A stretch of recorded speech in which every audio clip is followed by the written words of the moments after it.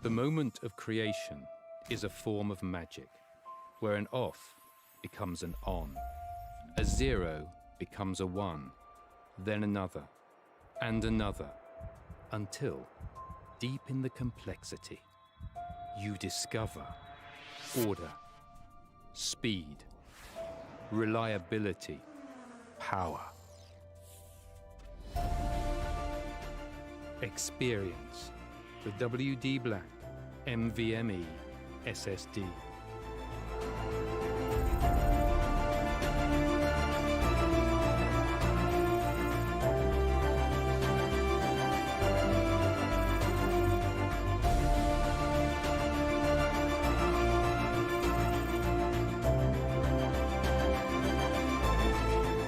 Fueled by darkness. Level up to NVMe SSD performance.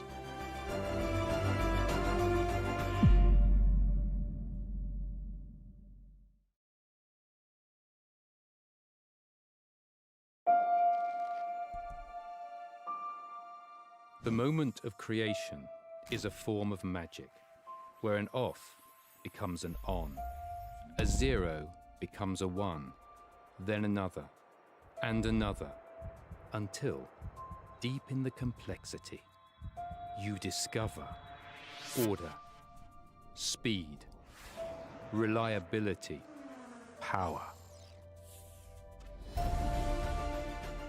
Experience the WD BLACK NVMe SSD.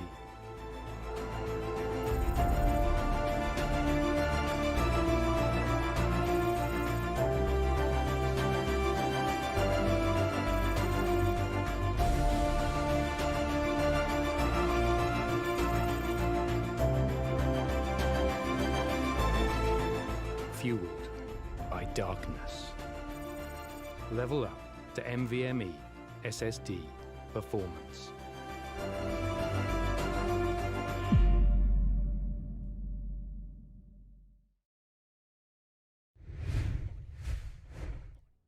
Alrighty then, ladies and gentlemen, welcome back to the WD BLACK Esports Club Pro League 4 Rainbow Six Siege, supported by Ubisoft and in association with AFK Gaming. I'm your host, Blackjack. Joining me is my co-host, Foxy, and I'm an Eisen, as we are finally here for Season 3 to kick off its division phases. And we're going to be starting with a big game on our hands, Naughty Indians taking on Mischief Gaming on the map of Oregon, which will be going live on your screens in just a quick second.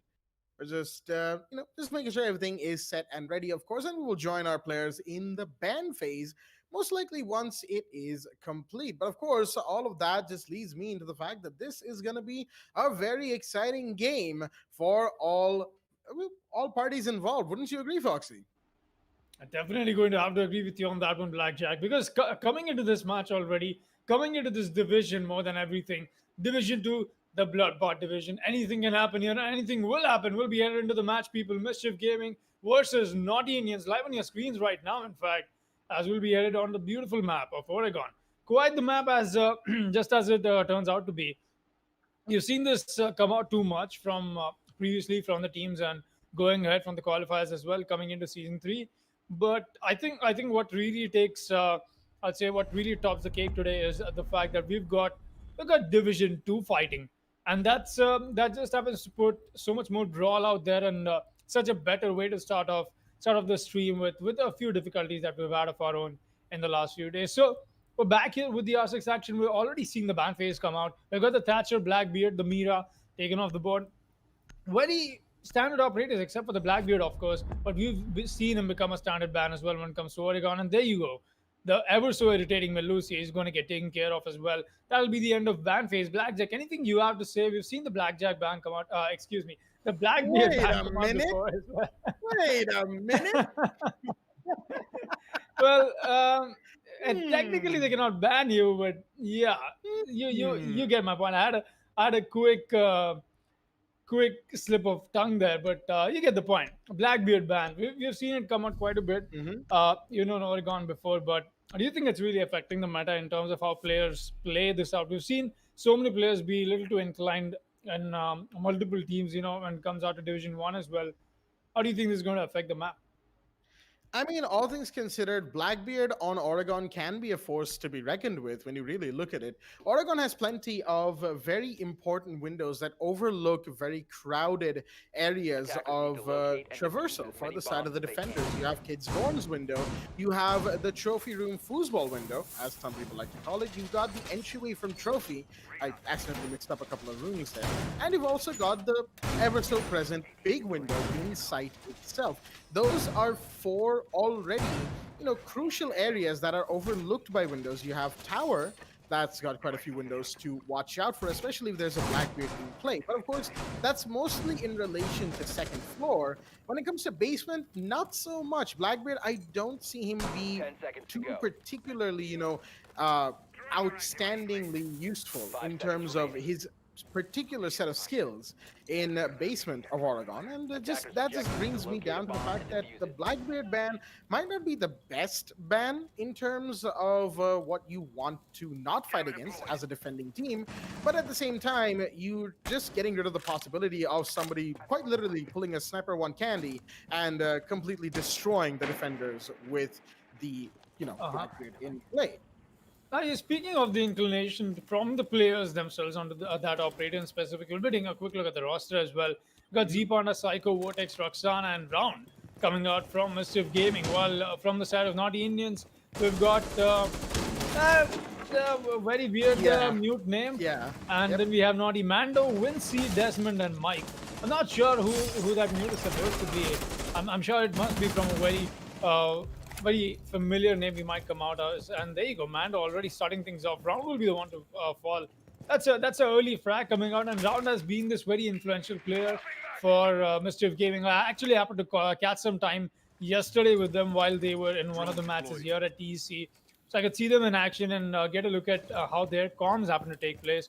And Round does happen to be their IGL as well. So sitting back in the back seat, he's just going to chill out, give his team some pointers to work with, because that is exactly what they need right now. A minute and a half left as we proceed ahead onto round one. It has definitely come out to be a very advantageous position that the defense can head on to. Or will Mischief Gaming try and keep this up or not? That's a real question.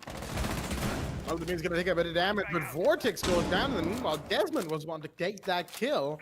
And just for a second, it looked like the mute would be the one, shotgun in hand, to finish off the Capitao. Not to be, as the Legion watching the doorway was there for cover. Desmond's going to push up with C1, and he will, but almost losing his life at the same time. The buck has him down, and the impact will capture the Pokemon inside of bedroom quickly, taking care of yet another attacker, putting Mischief Gaming in a pretty big disadvantage. 2v5, pushing second floor. Not the best start, but they have the chance to turn things around. Psycho will start things off by finding our oddly named mute, only to get refragged onto by Vinci quickly. And now it's down to Roxanne. He's going to find one Mando to fall. It's a 3v1 now, all down to this last Maverick, caught outside of Trophy. Hasn't even made headway towards site, and is very apprehensive of picking up the diffuser, as he should be. The angles are being watched from all over the place, inside of the games room area, inside of dorms, from attic. They've got all the crosses covered, and Naughty Indians with a very good start. They just have to hold for these next 15 seconds to make sure that they can seal the deal. One man remaining. Roxani's going to push in, and there's Desmond from... actually, that's Legion. Pushed a Bandit for a quick second to see if it was him who got the kill, but it was Desmond once again, coming out from, quite literally, the left of the attacker, finishing him off, taking round one for the side of Naughty Indians, as we saw in the instant replay. Yep, a good start from the side of the defense, and that is exactly what you expect coming off from a side like it's Dom's and Dom's main hall. It's just that very comfortable side for the side of the defense to just bank upon. We've seen that happen multiple times in Oregon. The real question is going to be right now, right here on round two, as we happen to see Laundry Room and Supply Room come out from the side of Naughty Indians as their side. So we're seeing, all right, we're seeing a Dokkaebi being employed after a long time that is in this league. I haven't seen that, actually. It's really been long. It's good to see Z-Panda bring that very old trusty operator back into the meta. At least that's what they're trying to push through this. Maybe they'll be able to achieve that as well with what we are seeing them bring out, because it does come out to say that neither of these teams right now in the lobby that we have comes out as inexperienced. They know exactly what's up. They know what they're doing. They're totally in control of the situation. It just comes out to be a matter of who's better at that very moment of time. That being said, we'll be seeing the Goyo come out from the side of the defense as well. That is something that I think we've seen quite a bit when it comes to a map like Oregon, and I don't really blame the team's dependencies on an operator like that. It does turn out to be very, I'd say, very trustworthy, and the versatility that you just happen to offer with it, able to hold down hallways and in fact entirety of hallways. And look at that Mike coming out with the Kai trick, as we know if you're watching all of the Coconut Bra videos, might know it. Just happen to come out the garage and throw your kite stick outside. Is we do happen to come out of the electric law for once and about, but yeah, kite stick. There we go. It's just like a candy stick, but with kite makes it. So yeah. I mean, when you really think about it, it will shock you. I mean, if you try to put that in your mouth, but it is what it is. In the meanwhile, Mando, the goalie we were talking about just a second ago, is going to fall to the hands of Vortex, and Desmond taking a bit of damage. That is Dekebi, her DMR firing off from inside of Blue Bunker. Isn't going to find the kill just yet, mind you, as he's got a very forward deployable shield from Vinci right now. He's playing aggressive alongside his teammate, the Jaeger. As the gas grenade goes out, that's going to do a bit of damage to Z Panda, but it doesn't matter. SMG 12 in hand. He will find the Jaeger, finish him off, putting the defenders now in a disadvantage. 5v3, as it's slowly but surely looking more and more Mischief Gaming's way. Reinforcement goes off. No, actually not. Mike decides not to finish off that reinforcement at the last second, making sure that elbow of Blue Bunker is still accessible because Vinci is still here. He still wants to play aggressive, but Desmond is going to pay as Vinci. Beautiful headshot onto Psycho. Takes one down. Oh, that's a little unfortunate. He tried to retrieve the gas grenade, but retrieved his shield. I mean, at the end of the day, it just gave him one more utility to bring back home. Well, it does come back to his back pocket for now, but how long is that going to come out to be useful for him? That's the real question right now. He's just going to fall back. He's got the shield, waiting for his teammate to move, and there you go. It's up and running, but the nade comes out and takes it off. I think that is exactly what just happened. That was the Geo shield, in fact, in the hallway that got taken care of. But it will come down to this 4 versus 3 that the defenses rather found themselves in a deficit of, if I may, because from the looks of it, it looks so much like a Mischief Gaming round. Let's see what happens. So 40 seconds left, and the push is in round along with that DMR roaring right behind them, in fact. That's got to be so loud. The defense knows this. They're taking some damage themselves, and that is, of course, round and Z Panda I speak of. The push will come, and the Goyo shield once again proving out to its worth. Very influential into providing that information from that little slit that it has for itself, and also so much more dynamic that Desmond has in itself. 20 seconds left, and the push-up is in. There you go. He gets dropped. That was the planter. That's not something they were expecting. Here's the drop from Mike as well, but the push-up will be expected but not be met, and that'll be the cleanup, people. Mike gets a team kill, and Roxanne gets a double kill, and that will be the finish up for Mischief Gaming to bank upon a rather unfortunate series of events, if I may, but hey, they're happy they walked away with something like that, and why not? Mischief Gaming will be putting the second round on board and getting this early match a nice equalizer. 1-1 is the scoreline as we happen to take a look at that in the instant replay and proceed ahead on to round 3.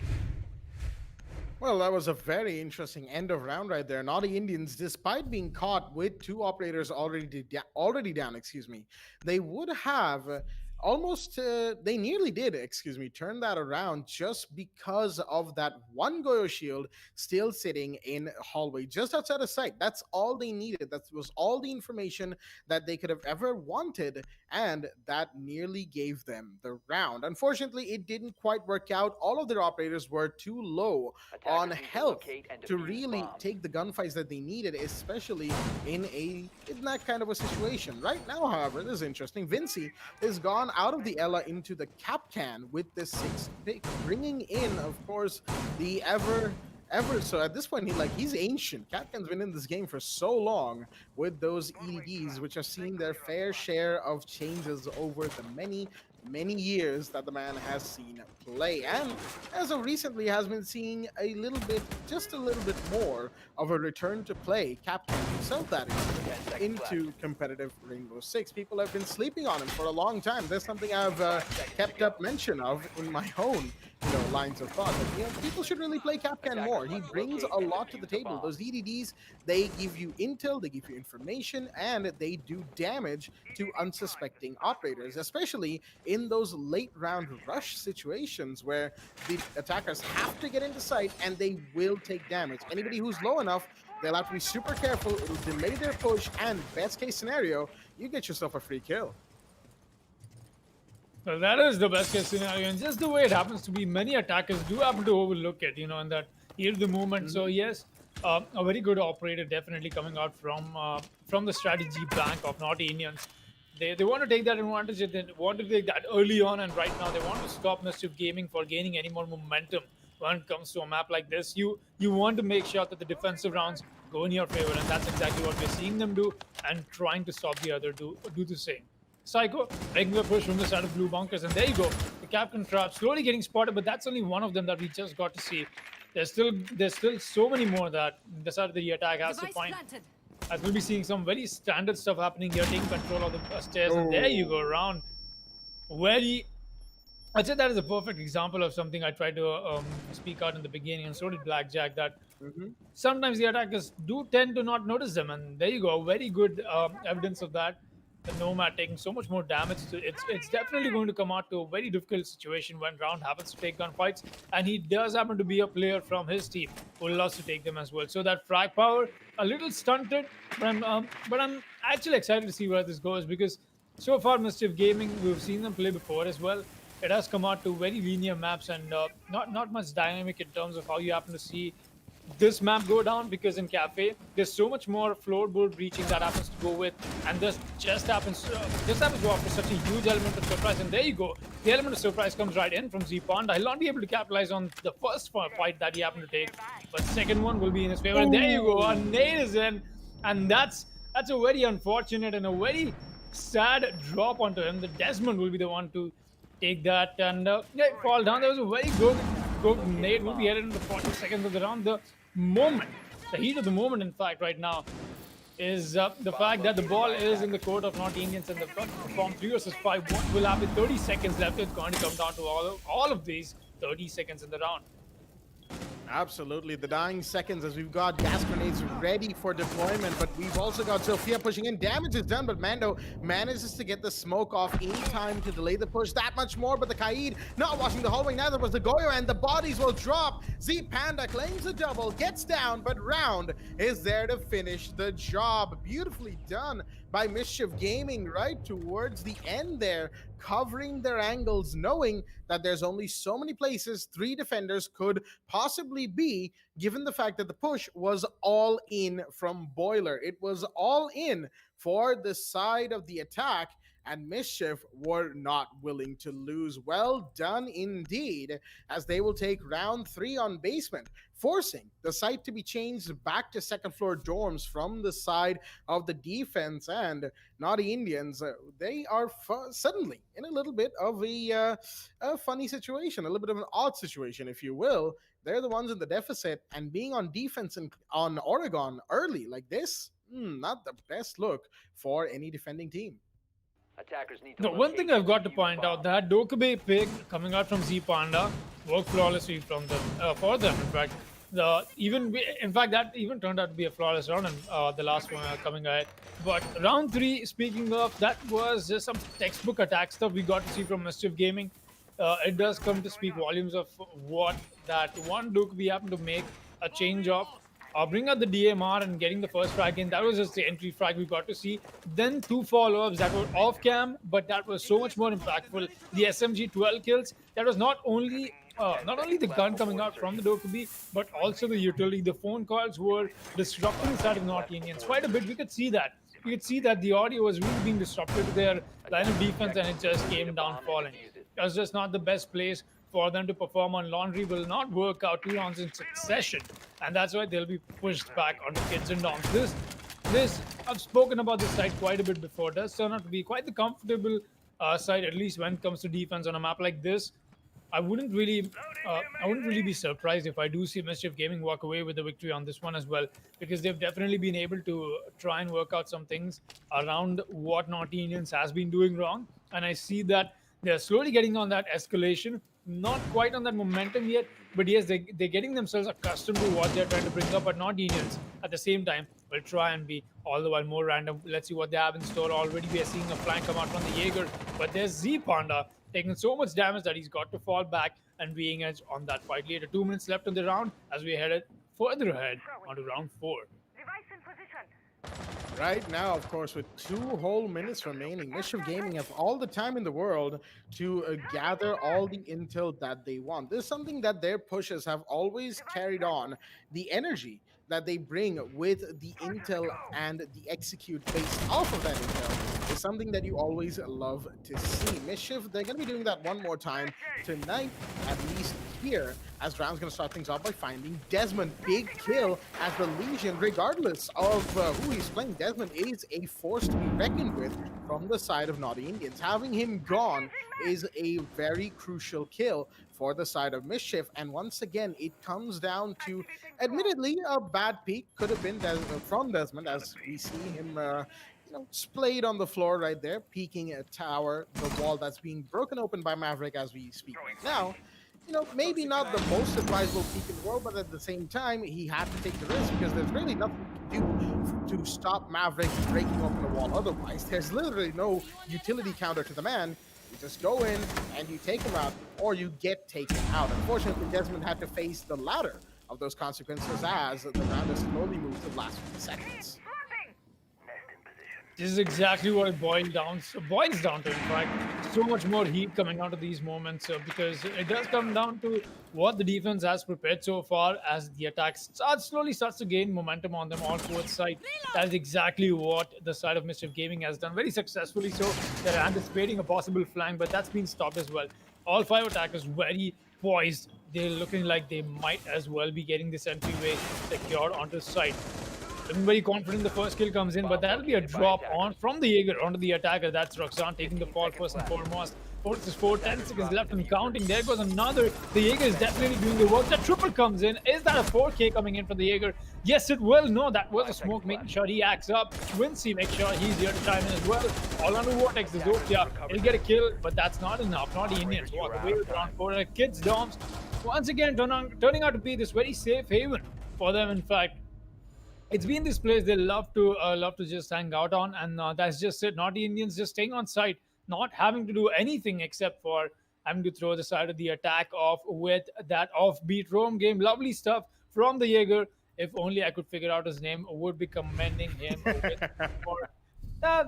much more feel to it. But yeah, that was that, and good performance from him. We did get to see that in the instant replay as well as we headed ahead on to round 5. 2-2 is the score, and this this was expected. Honestly, coming into Division 2, we do get to see very close matches, at least until a very deciding factor. That is, I believe, the halftime that is coming up right up after this round. That is round 6.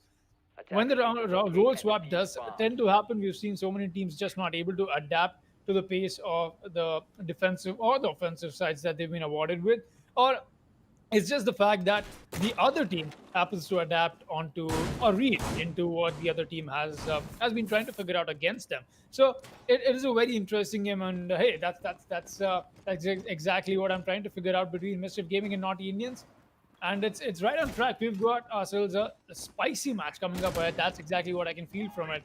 Round 5 will be underway. Let's see what they have to offer. 10 seconds left before. Well, going into basement laundry, there seems to be a little bit of a back and forth between Mischief Gaming and the Naughty Indians, primarily down to the fact that Mischief have so far taken basement laundry twice, while Naughty Indians have taken second floor dorms twice. Now, it could just be down to coincidence, could be down to the fact that Naughty Indians' defense on basement excuse me right there.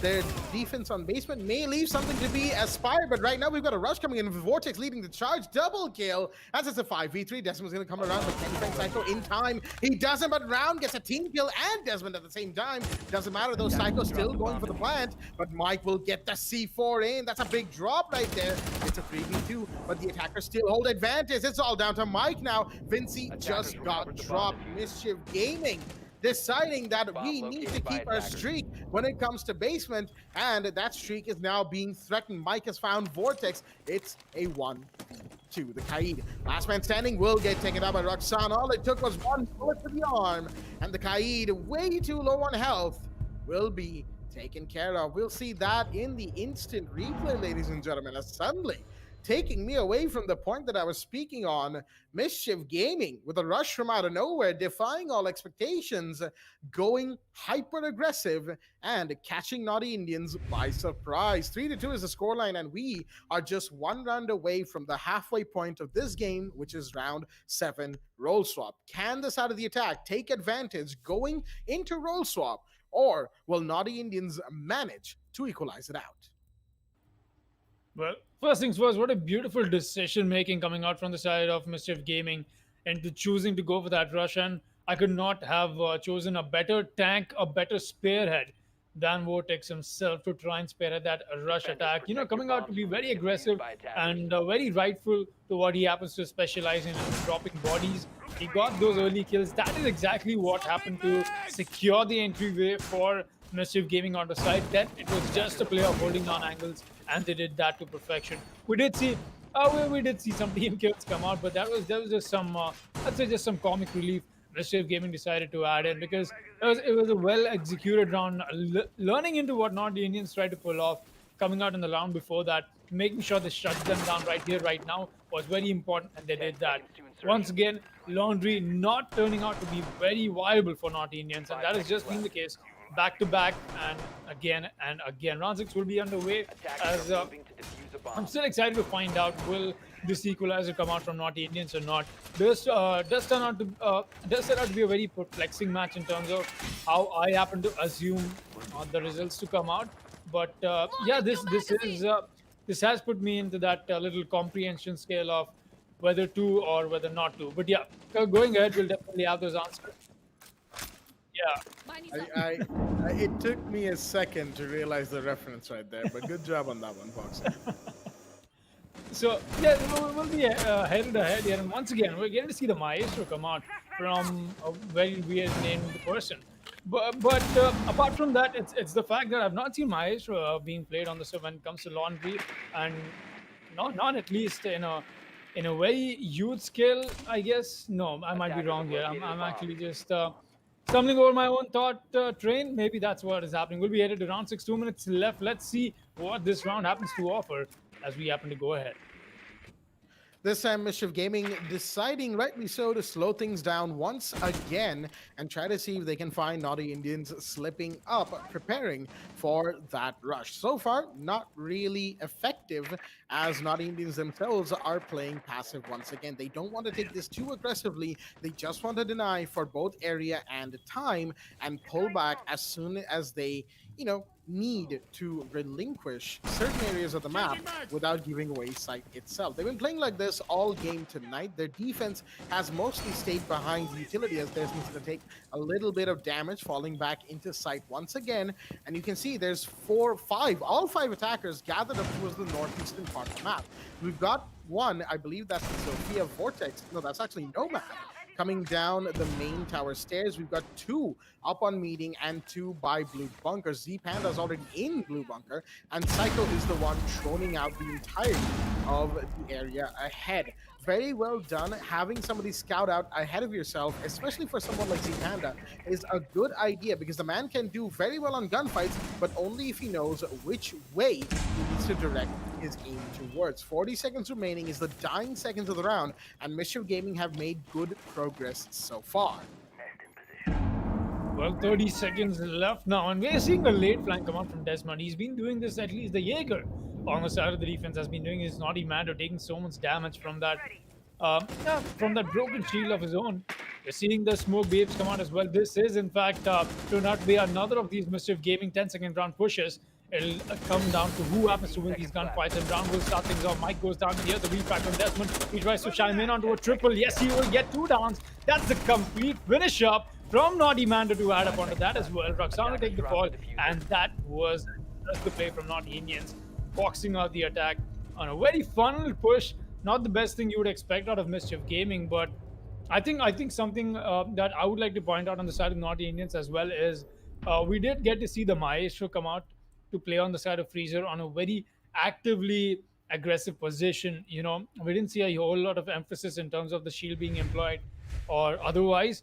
But the Maestro cams, the Evil Eyes, were placed in a rather passive positions, as in they were almost placed for denial. Not the best way. I think I would go with the approach of using a Maestro, at least in terms of how I would position him. But yeah, it was definitely a lovely insight that I got to see from Naughty Indians as to how they very intelligently so funneled the side of the attack into making sure that it does come down to those last few seconds. And hey, well, just as they happen to say, what could go wrong with just holding an angle? But definitely a whole lot goes wrong with just holding an angle. I know for a fact. In fact, I've found myself on the other end of that so many times. But yeah, we'll be headed to round 7, the second half of this match. But I'd like to take a quick look at the scoreboard if I could, Aizen. There we go. Thank you for that. Desmond with 7 frags for his team. He's definitely been doing the work. He's come out to be very hardworking as well. While the heavy lifting on the other side is being done by Roxanne.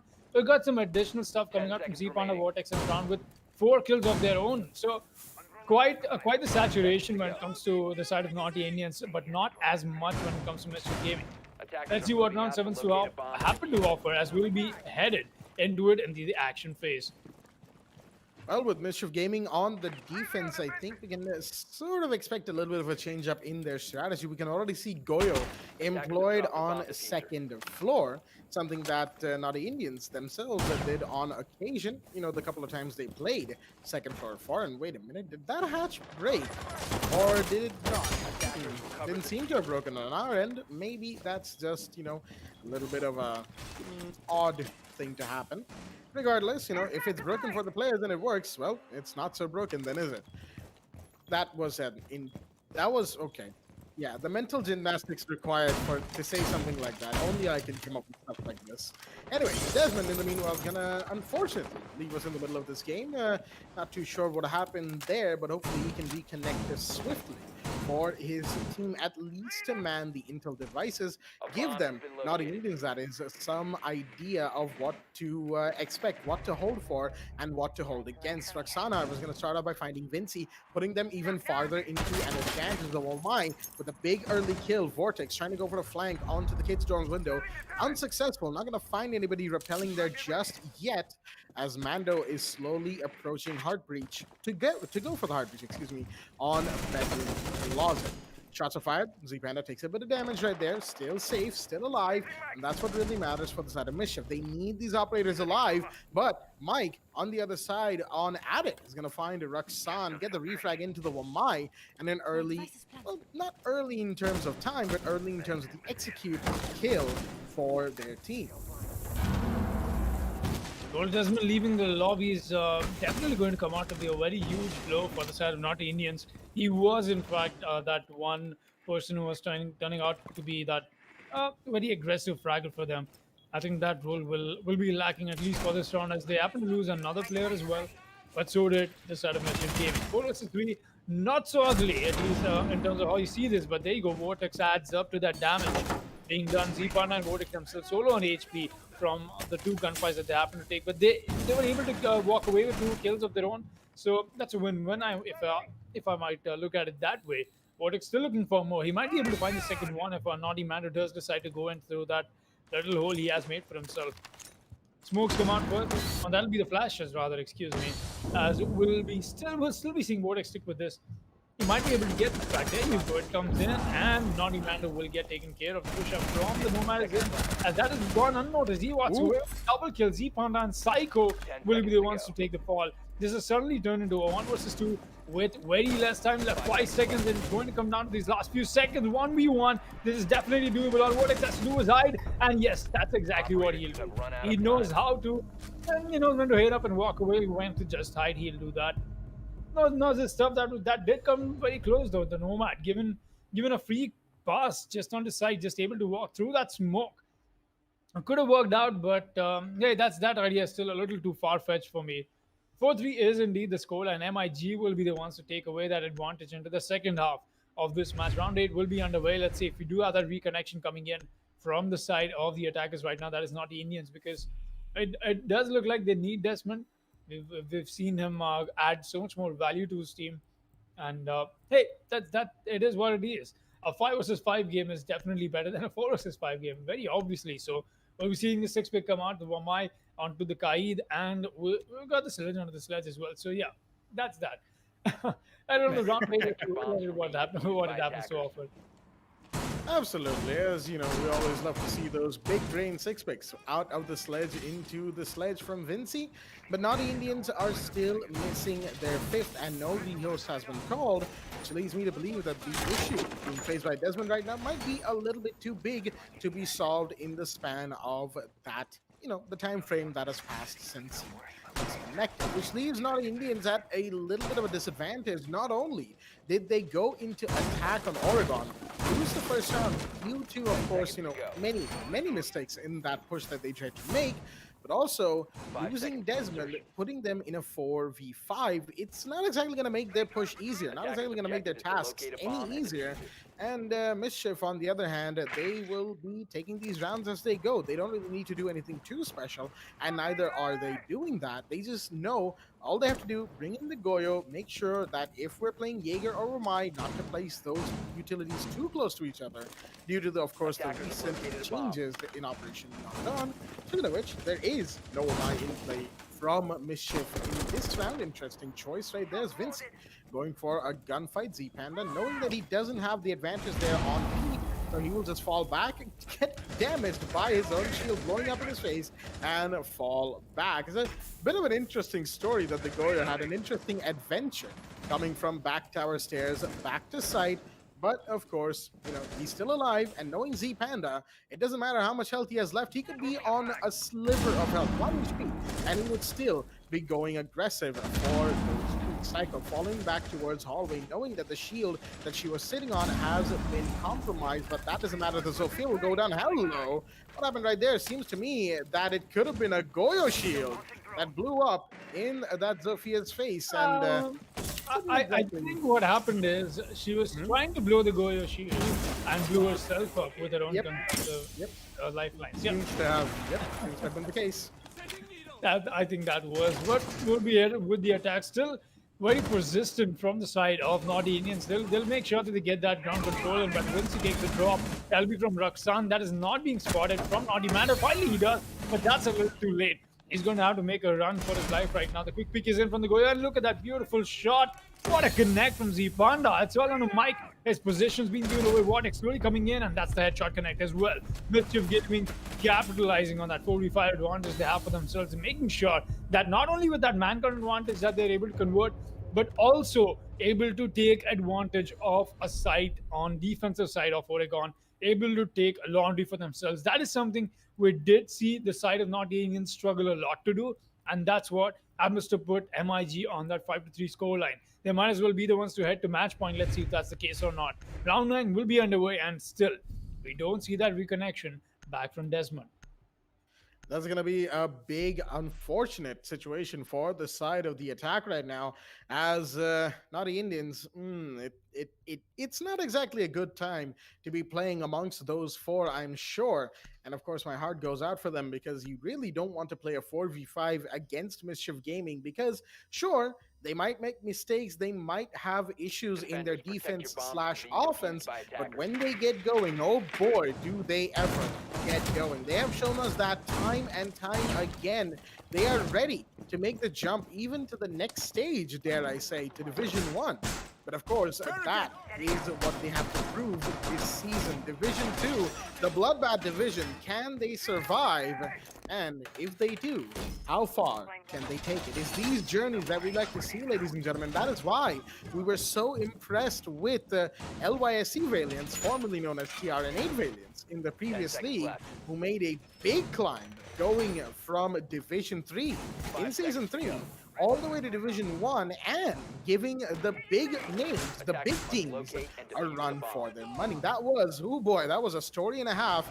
Unfortunately, Valiants have seen better times since, and hopefully they can recover to what they were once before. Of course, you know, as it goes, we have yet to see Valiants this season, and when we do, I do hope that they bring back what we used to love seeing them do. Desmond, in the meanwhile, is going to be back in the lobby nice and quickly, as it seems that his issues have been fixed. Unfortunately, he still cannot play per se in this round.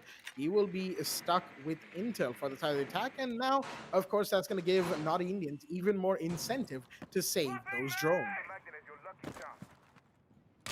Getting the drones into position is going to be a priority right now, just like Blackjack happened to talk about. Mischief Gaming, they've been looking very comfortable so far, but now as we happen to see the side switch up, we did not see a whole rotation come out from the side of North Indian, so that was never a case from their side. But here, this does happen to be a different case that we are seeing North Indians take a different play-off approach to as well. And there you go, first drop comes in, the Zofia takes the fall, the angle being observed by Vortex from above. Very meticulous, I would say, in terms of how we do get to see Mischief Gaming set up for the defense in the first place. It's just not these positions, it's the fact that the way that they've been played. Look at this from Vortex, so much destruction from one place, and he's not even having to do. He's not even having to overstep his role, overstep his boundaries. It's just coming down to him, and there you go. Another one almost comes in, but that'll be a kill for the Ash as she takes the fall from Psycho right after. Vortex trying to get that position onto the hatch, as he did see his friend get taken down from. It'll do come down to Mike, the last attacker. He's coming up. Vortex does know that, and there you go. The quick shot. Look at the reflexes on the man. A nice 3K for the Jaeger up top to finish things off and take match point. In fact, for Mischief Gaming, that is quite the flex for the man. He'll be making sure that they do cement that position all the while more into this match. And let us see some stuff like that as. Hey, I'm a sucker for good gunfights. When it comes to that, it just is very stylish and very good to look at. But that is something I've not got to see from North Indians yet. We'll be headed to the next round. That is round 10, as it'll be Mischief Gaming on match point. Let's see what they happen to offer. Will they be able to seal the deal right here? 7-3 is what they're looking for, but I think North Indians might have something else to say for that. Well, with Desmond back in the lobby and ready and reporting for duty, this 6-3 situation might turn around very, very quickly. At least that is what Naughty Indians would like to see, with the 6-pick going out into the IQ from Mike right there. I believe he went out of Maverick to bring in a little bit more intel and a little bit more denial with the RED scanner on the German attacker. Much needed, when it comes to utilities for the defenders and denying them. But at the same time, there's only so much that she can do. Hard surfaces will be stopping those bullets, and Vortex placing down his ADS inside the trophy will be breathing a sigh of relief, as those ADSs are more than protected from IQ especially, and it's a good position, all things considered, to put down those ADSs on, because you can't really see them unless you're droning them out earlier. And again, Naughty Indians, it seems like they need a little bit of work in their drone work. They haven't exactly done too well to emphasize on the intel gathering, and their executes have suffered, or the lack thereof of executes have suffered from their side, because Mischief Gaming has been able to shut them down just by having one or two operators go aggressive and find the kills. Last round we saw Vortex do that with a beautiful triple kill, eliminating most of the attack right there. And again, Naughty Indians, they could have done better to find him first. Their second floor push needed work, and now with all 5 players in the lobby, they still have a chance. It requires 3 rounds of very, very well-played Rainbow Six, mind you. And Naughty Indians today, I don't know if they have it in them to do just that. 3 rounds can be a long time, ladies and gentlemen, but of course, 1 round can be just as long, and Mischief Gaming on match point will have to make sure that it doesn't end up being that situation for them. That's exactly where they have to get off right now. That little corner that we do see Naughty Indians being pushed onto Mischief Gaming, looking like they might be able to convert that as well. Z Panda, he's holding down Armory. We've not got to see a Goyo holding down Armory come out in at least in the strategies that we did come out recently with. And there you go, Vortex with the early fry. Once again, Vince will be the one to take the fall. He heard that. He knew, he got that audio cue coming out. And that pre-fire just followed up right after. And there you go. Another kill comes in right after. Z Panda would be going to take the fall. He goes, swings wide about this. Does not find it though. That was a little clumsy to look at. But hey, that was, there you go. He himself is going to drop an XD in chat. Thanks to Eisen that we got to witness that part of the action. Never would have seen it otherwise and missed out on some very comical gunfights. But that being said, a 3 versus 4 has been put into effect, and that is not in the favor of Naughty Indians, as that does happen to turn more in the favor of Mischief Gaming. Vortex will want to get a quick headshot onto the Ash. It's all onto Naughty Mando and Desmond. They're trying to find more, but almost able to find the Jaeger. There you go. He tries to escape from the bullets, but not be able to escape that. Not just a little turnaround. That's it. Does not happen to keep you safe rather, from the Sophia's gun. Breathing in some of the toxic babes, Naughty Mando might as well be the one to take the fall. Because just from the looks of it, that canister is a little hard to breathe and take into. You might be, if I were you, Naughty Mando, I would be a little scared. I'm sure he is right there, Mando. He's just waiting, but Psycho's not going to wait. She's going to find Desmond and drop the diffuser down white stairs. Big drop right there with the Zofia kill coming in. It's all down to Mando. Last man standing, Cotton Trophy. There's Roxanne to finish him off. And that, with the replay coming out, the instant replay, that is, will be the final round confirmed by the side of Mischief Gaming. What a play and a half from this team, starting off strong in terms of their stream matches in Season 3, taking Oregon 7-3 with some very, very good plays. 11 kills to Vortex. Like, 11 kills. That's just that. He just knows when to peek, where to peek, and how to go about finding those kills. And he really did a number on the side of the attack. Naughty Indians, unfortunately, will have to take this loss into account and take their blows as they come. Try to recover from this going forward into the second week.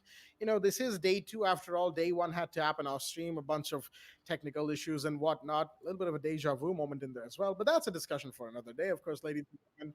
Right now, we're going to be going into relive the moment, talking about the highlights of the match that we just had, the best moments, and a lot of them are going to be related to Mischief Gaming, of course, because they were the ones who took it 7-3 right towards the end. Right, it does happen to be the highlight moment for Mischief Gaming, and they deserve it. Coming into Division 2 as well, they're looking so much more motivated. And just like I said, I did get to get some time just catching off their strategies off the cam or off the game, if I may. Is just able to catch up to them in that little off-stream day we had yesterday, and did happen to unveil a lot of insights in terms of how they happen to operate. And go ahead, we'll be taking more deeper look at that from the player's perspective in the interviews we've got coming out soon. But right now, it's the fact that Mischief Gaming playing this match so flawlessly well. They came out to give a very tough fight, honestly, to Naughty Indians in the first half. That's exactly what it looked like. It looked like they were trying to break Naughty Indians, trying to get in their heads or get under their skin, in fact, and they did exactly that. The second half, with that, I would say luck just happened to favor them, with that disconnection coming in onto Desmond. Just happened to work out, and they were very quick to make sure they take advantage of a situation like that, not letting it walk away. And this round in specific, with that rush play from the side of Mischief Gaming, so beautifully well done. A very good decision making coming out from that team just in general. You bring out a play like this, you bring out a push like this, it does require so much more cohesion between your teammates and just that quick communication. And there you go again, Naughty Indians standing up to their name. They made sure that experience comes into play, just baiting and funneling the attack all onto one side. with that passive aggressive roam that came out from them and just dropping bodies straight after, right after one another onto that round. That was round 6. But second half was all Mischief Gaming show. There you go. Look at this attempt from Nordine. It was good. It was very close. It could have happened, but Vortex does happen to take all of our appreciation today. He did have his moments to shine, and more importantly, it's season 3, division 2, starting off the Bloodpot division. You want to make sure you bring out plays like this. You want to make sure you are starting off strong, because there is no mercy, I assure you, in a division like this. Oh, absolutely not. There will never be any semblance of mercy in Division 2, because you're always fighting to stay on top of your game and maybe even get promoted to Div 1, where the real big challenge lies. Div 2 is a challenge in and of itself. Don't get me wrong at all, ladies and gentlemen. Division 2 is a very tough, very, very tough spot to fight through. But then you have Division 1, where the big dogs lie, where they will tear you apart within a second. You give them an inch, they will take 10 miles. And of course, we are all more than aware of those names sitting at the top. It's always that alluring aspect that we as a team have been to Division 1, and we did make it, even if temporarily. That is what so many teams want, and to stick around means fighting through Division 2, where some Div 1 teams who've had an unlucky season might get relegated into and are looking to claim back their spot. Those sorts of fights are what we look forward to, ladies and gentlemen. And of course, we will have one of those on the other side of a quick break, because the second match coming up tonight is a very exciting one, I assure you. Statics Gaming taking on Monka S, who are, they're waiting. Monka S, they're waiting for their return to Div 1, and they've got to fight through Div 2 this season. And who knows, maybe our Majors team might just show us something new. We'll see what they have in store for us against Statics Gaming on the other side of this quick break. Stay tuned.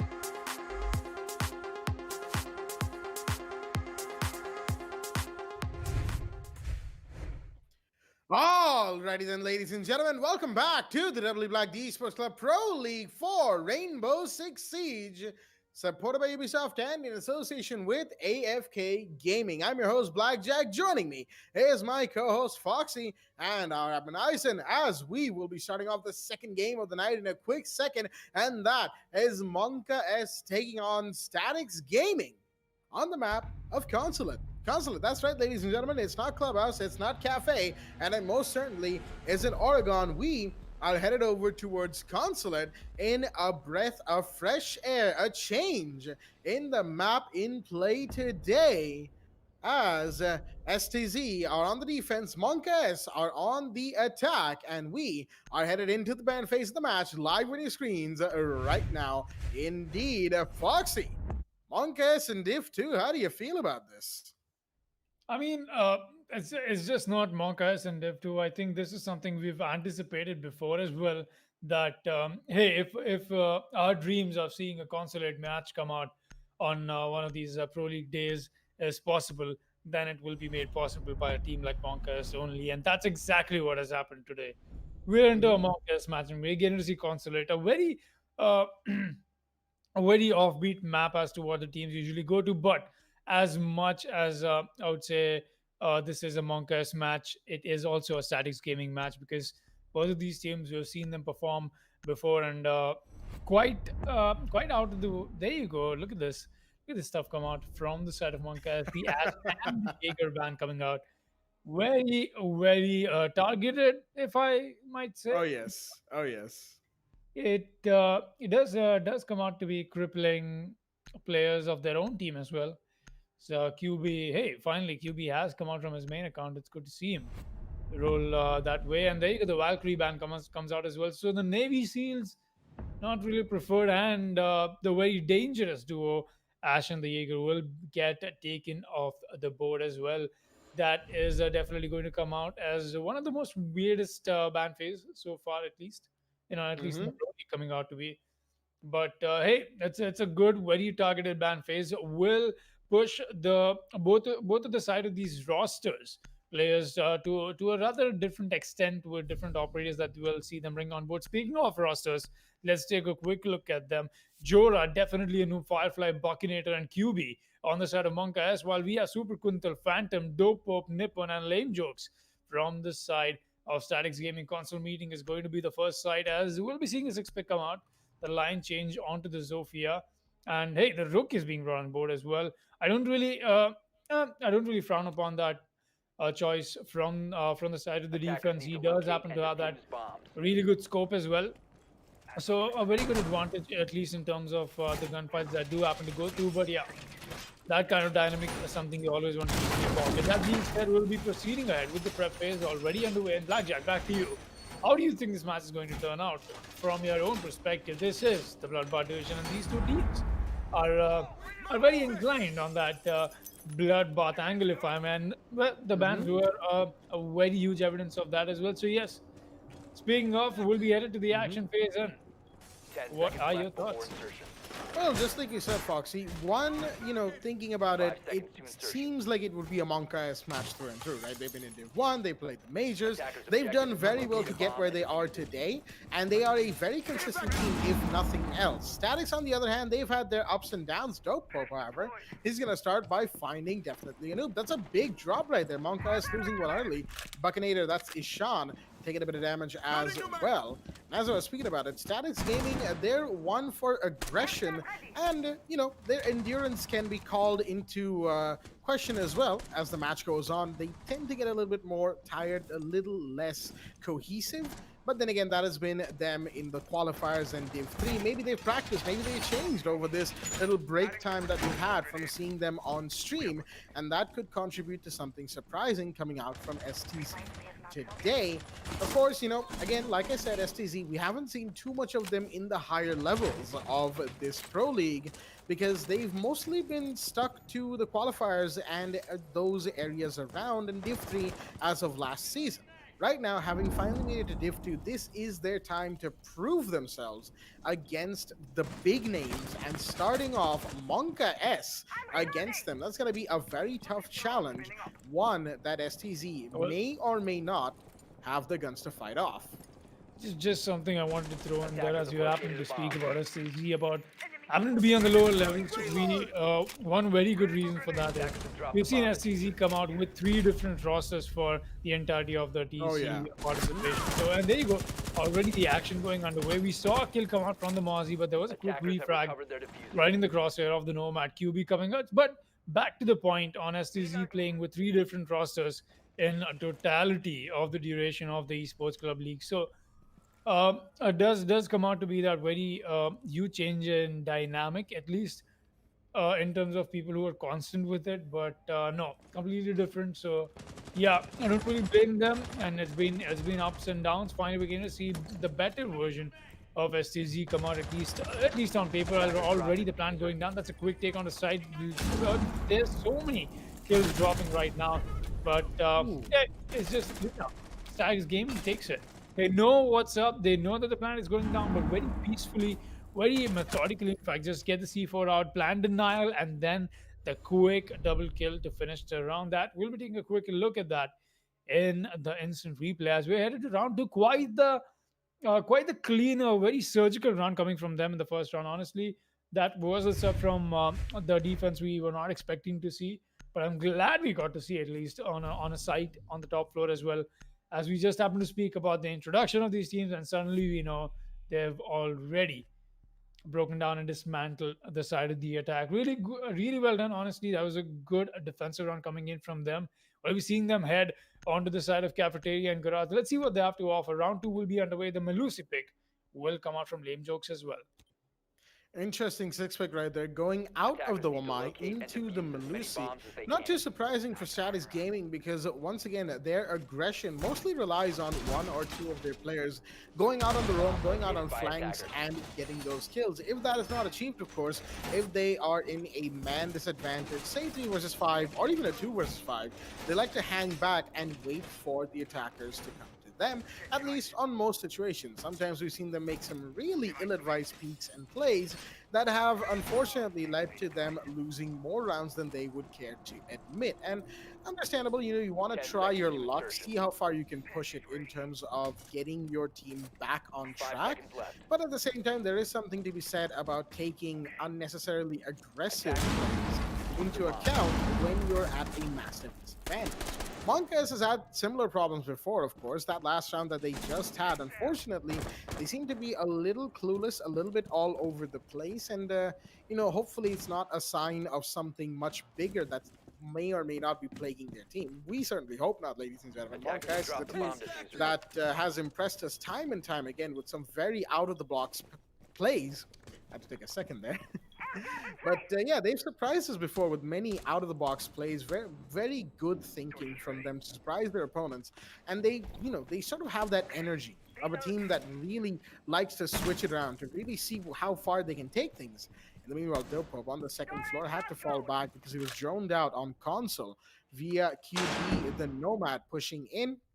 And I believe there's still Super Control up there in second floor itself, and Dopop hasn't exactly fallen back entirely. He's still waiting, but Phantom, unaware of the upside down rappel coming in right outside of the garage breach, will be taken care of by Firefly, covering for the Maverick, doing the soft roll trick on main garage. Good early kill to take down Phantom.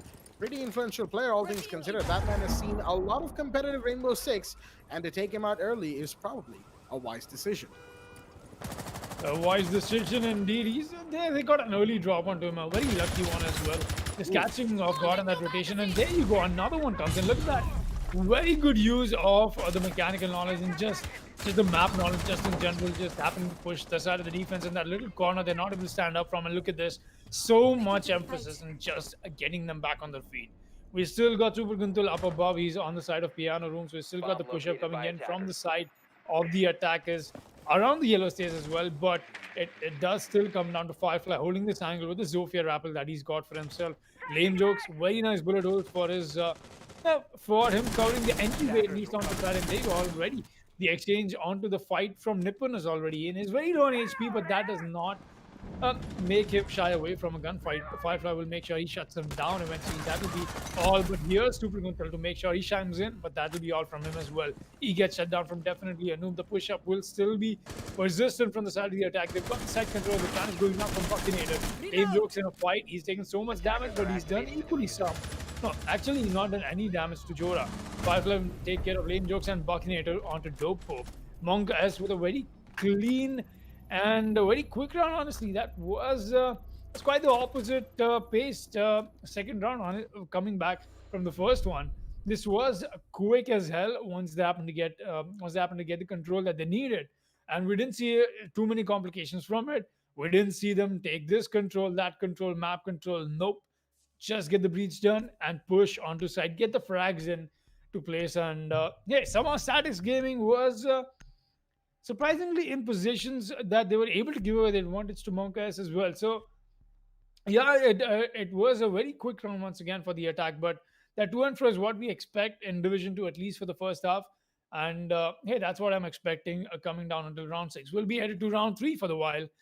That is, Jora will come out with the Nomad pick, and the Frost 6 pick will will not happen because there's not enough time, I guess, for Lame Jokes to switch on to something else. But we're back onto lobby and piano room, the conference room, press room, rather, for defense. Let's see what this happens to unfold. Well, interesting picks right here. Going for lobby, despite not having one basement garage, makes me think that they don't want to make those same mistakes as Statics Gaming, that is, realizing that Monkas might have a better attacking hold and understanding of that basement site than they themselves, STZ, have on the defense. Or, you know, it could just be that they want to get first floor lobby out of the way and have the next 2 rounds be absolutely clear, second floor console and basement garage. That is actually a pretty good idea, because the console and garage are pretty solid sites to defend, and leaving yourself on an advantage with only lobby to defend right on round 6, last round before roll swap, some pretty good forward thinking from STC. But on the other side, you've got the Frost pick coming out from Lame Jokes. Now, I'm not one to dissuade a Frost pick, ladies and gentlemen. Far from it. I love myself some Frost plays to be seen, spectated, and played myself. But at the same time, one has to ask, are these traps going to be as effective as the defenders really want them to be? Or in this case, need them to be, as Statics Gaming are doing something similar, you know, akin to Monka S, which is bringing in things that you don't really see too often. Supruntal, in the meanwhile, trying to rotate back into closet of second floor console. Takes a bit of damage right there, not really... yeah, he's got to be a little more careful with his sudden rotates that he likes to make every now and again. You know, the man very ecstatic, very all over the place, if you will. And he's managed to do some great stuff. But just by playing like that, takes a bit more damage, as that may or may not have been a grenade coming his way, but he's still alive, just under half HP, which leaves him plenty of wiggle room to go for many, many gunfights. The Frost herself is still up on second floor, however.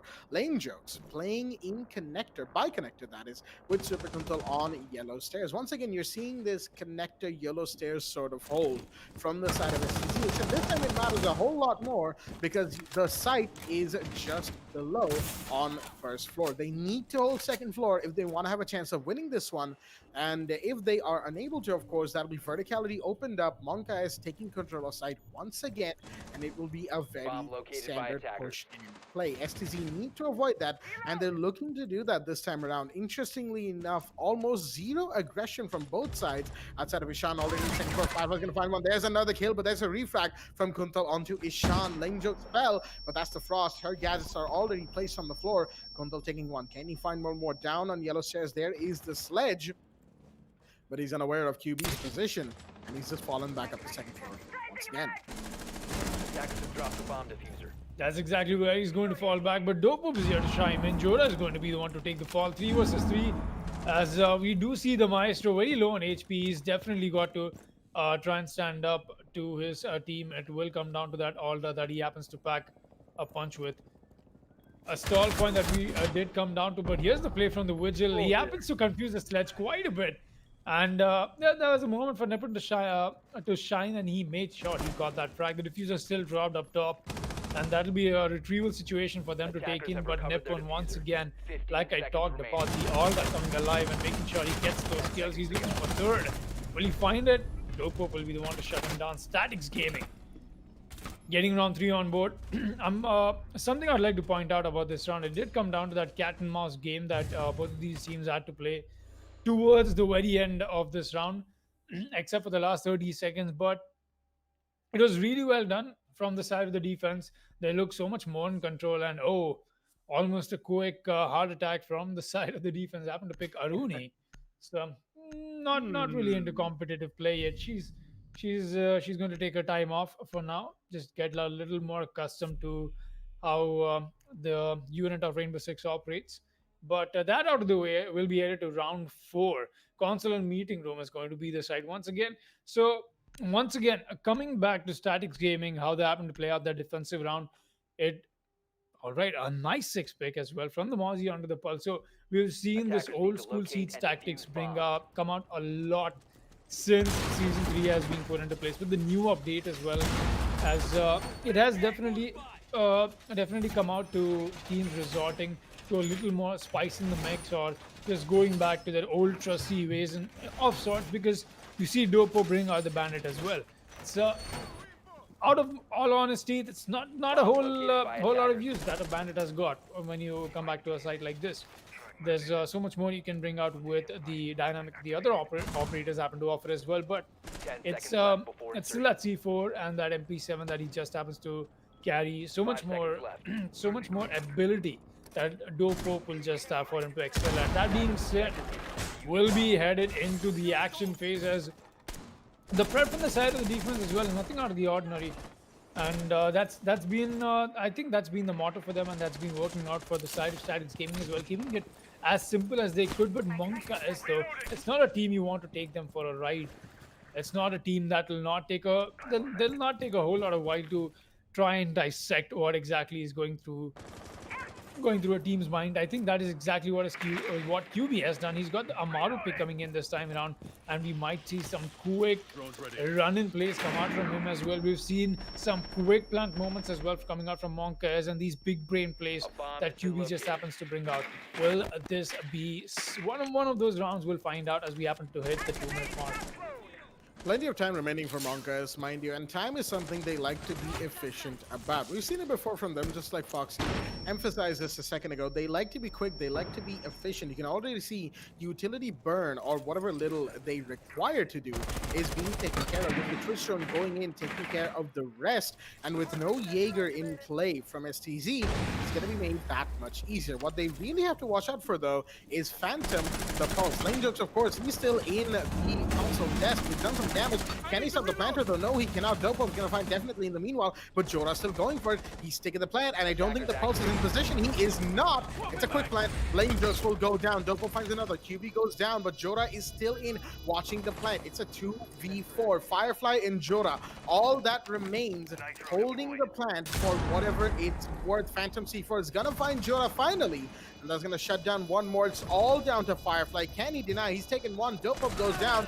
Nippum's holding, but it doesn't matter because Kunto is going to be the one to finish off the kill. Firefly will fall, and unfortunately, Monka S, despite knowing what they need to do, they did not have enough clearance on the number of defenders alive. You can't exactly go for a quick plant while losing bodies with all 5 or even 4 defenders alive.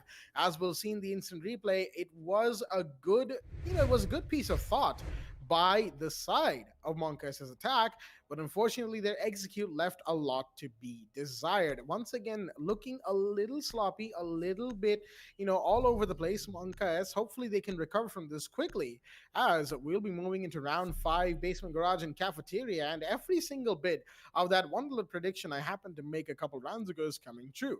They won lobby. They have now taken a console, STZ that is. Of course, that can be debated as to whether or not that was STZ really completely outplaying Monka S, but whatever. Right now, we're going to be heading to basement, garage, and cafeteria round 5. STZ are slowly but surely getting a firm advantage on the map of consulate.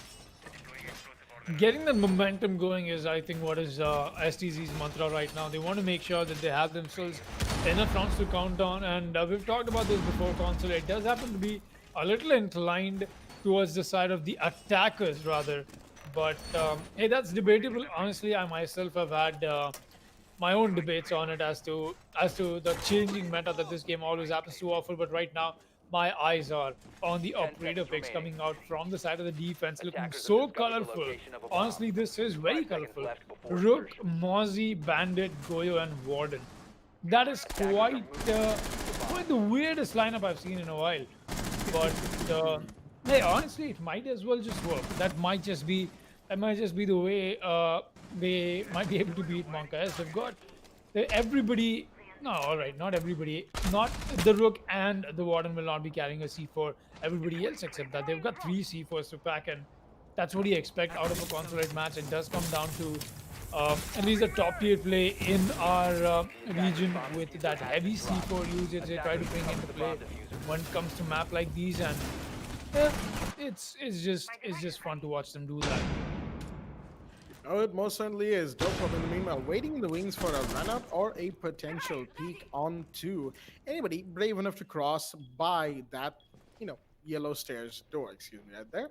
As nobody will for the time being, he'll have to fall back to a different position as utility inside the site is slowly being eaten away at. Lame jokes, interestingly enough, not packing the 1.5 on that MPX of Warden, bringing instead the new holographic sight with him, one that has caused some debate in the community, of course. Dope Pope, unfortunately, has to use his C4 to get some vertical lines of sight on to that entryway from the hard breach made by the Ace. Not much help just yet, mind you, as this is a slow game by Monka S and Statics gaming standards, ladies and gentlemen. Both these teams like to be quick and like to be done with it as soon as possible. Kuntal, in the meanwhile, unfortunately, don't think he knew that his feet were exposed, but QB will make sure to remind him that, unfortunately, that angle might not be the best peek at in this situation. Dopo being cornered and taken down by Jora nice and quickly. Another kill secured for Monka S. Monka is being unusually methodical today, as that's what they need to do. They just need to get their bearings, but name jokes. He might be disruptive. He does some damage to his Sean, but all it's going to do is force him back, but he will get the down finally. He isn't able to get the kill, mind you. He doesn't have a C4 to confirm that, and Jora is going to try at least provide cover for his teammate as the revive goes off. Once again, Monka has good headway in towards side. They made good room and good progress, but they still have to get rid of these defenders. A lot of them are taking damage, and Cube is going to go down. In fact, Nippon makes sure of that, and that's a big drop. Firefly still has the diffuser, of course, and that is something that they can be assured with. But there's Nippon with another. That's definitely taken care of. Suddenly he's equalized, but Ninjas will go down to Capitao. Will he find one more? Not quite yet. Jora, he knows where the Goyo is. Shots are being fired. Firefly is going for the plant, and there we go. Nippon goes down. It's all down to Phantom. Caught on yellow stairs because of the air jab. He can't come in to deny, but he will still get one and then get taken out. Oh, for Firefly will be the one to take the kill, gets the plant off, finishes off the round, and, well, a little bit of a messy spray on the turnaround right there, but as we'll see in the replay, a fairly good round from the side of Monka S. Like I said, unusually methodical, but it worked out. It gave them back their bearings. It gave them the amount of intel they needed to go into this round kind of all guns blazing, and hopefully there is the start of Monka as bringing things back for themselves. Of course, they're still in a one-round deficit situation, and going into defense on Consulate 2-4 down isn't exactly the best situation in the world, so they're going to need to work on that, and round 6, the last round before roll swap, is where we're going to get to see that happen. Round 6 is underway, but something I'd like to point out. Nippon with that amazing attempt of transition between the sides, trying to keep the advantage in his team's favor, just not able to get up to that bar, not able to quite reach it, is something that we did get to see from Statics Gaming coming out in the last round. I think they got a little too overexcited. Maybe I'm not sure if that's the word, because that's what it looked like. They were very ecstatic into picking their gunfights. It did not look like they were the ones that'll be able to take the advantage in it. So that's just what I got to see from them. If they happen to keep stuff like that up, Monkas will make sure that they happen to punish them.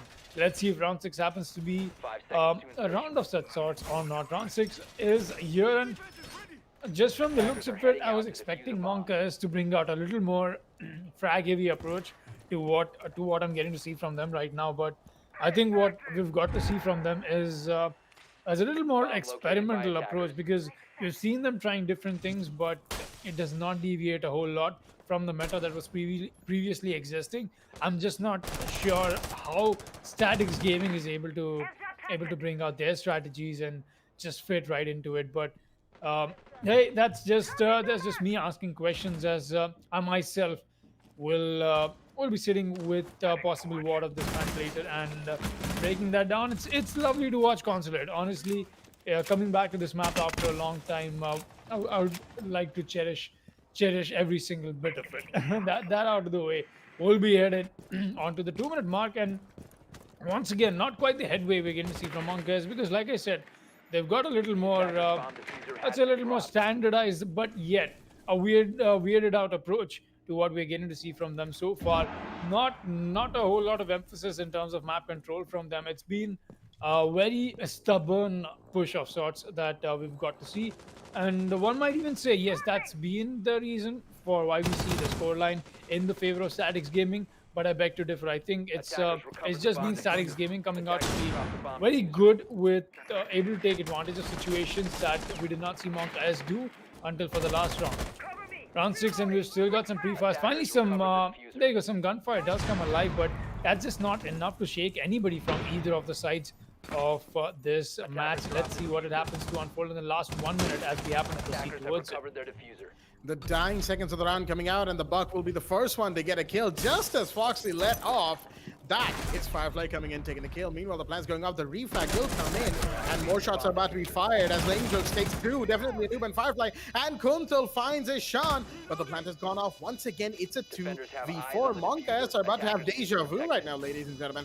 They were just here a second ago, and Kuntal's going to go for the counter defuse. Can they hear it? Do they know what's happening? I don't think they do. And one's going to get taken down with the LMG of Nippon, and unfortunately, there was no counter from the side of Monka S. We'll see that in the instant replay as STZ, they're going to walk away with a big advantage indeed. Winning first floor lobby once again. The only side that they lost in that entire first half was Basement Garage. Monka S not having a good first half at all, and they're going to need to turn things around now on the defense on Consulate. 2-4 down, headed to Basement Garage in Cafeteria with a potential 6-pick out of the Clash right there. We don't really see Clash much, and knowing Monka S, they like to 6-pick out of the Clash. There we go, nice and quickly.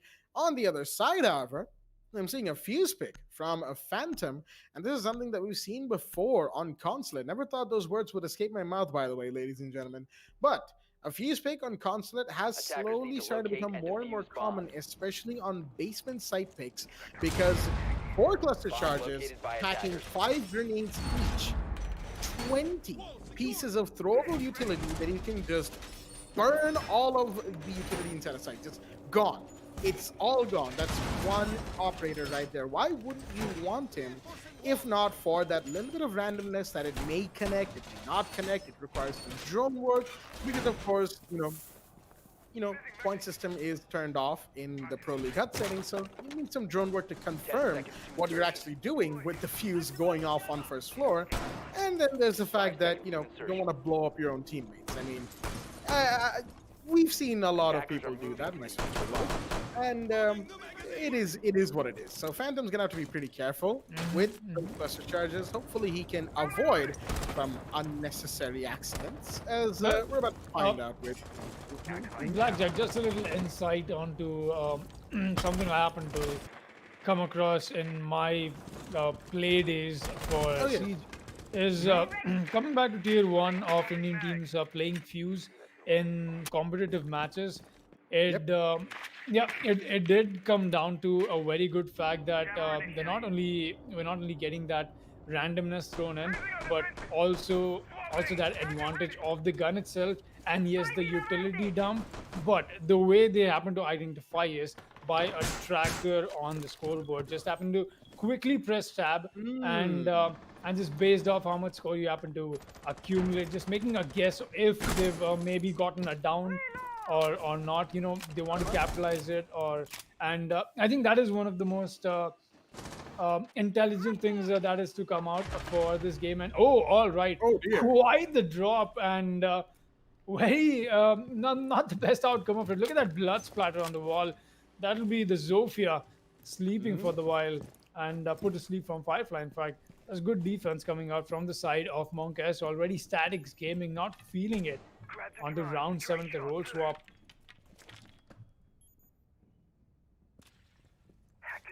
Oh, okay.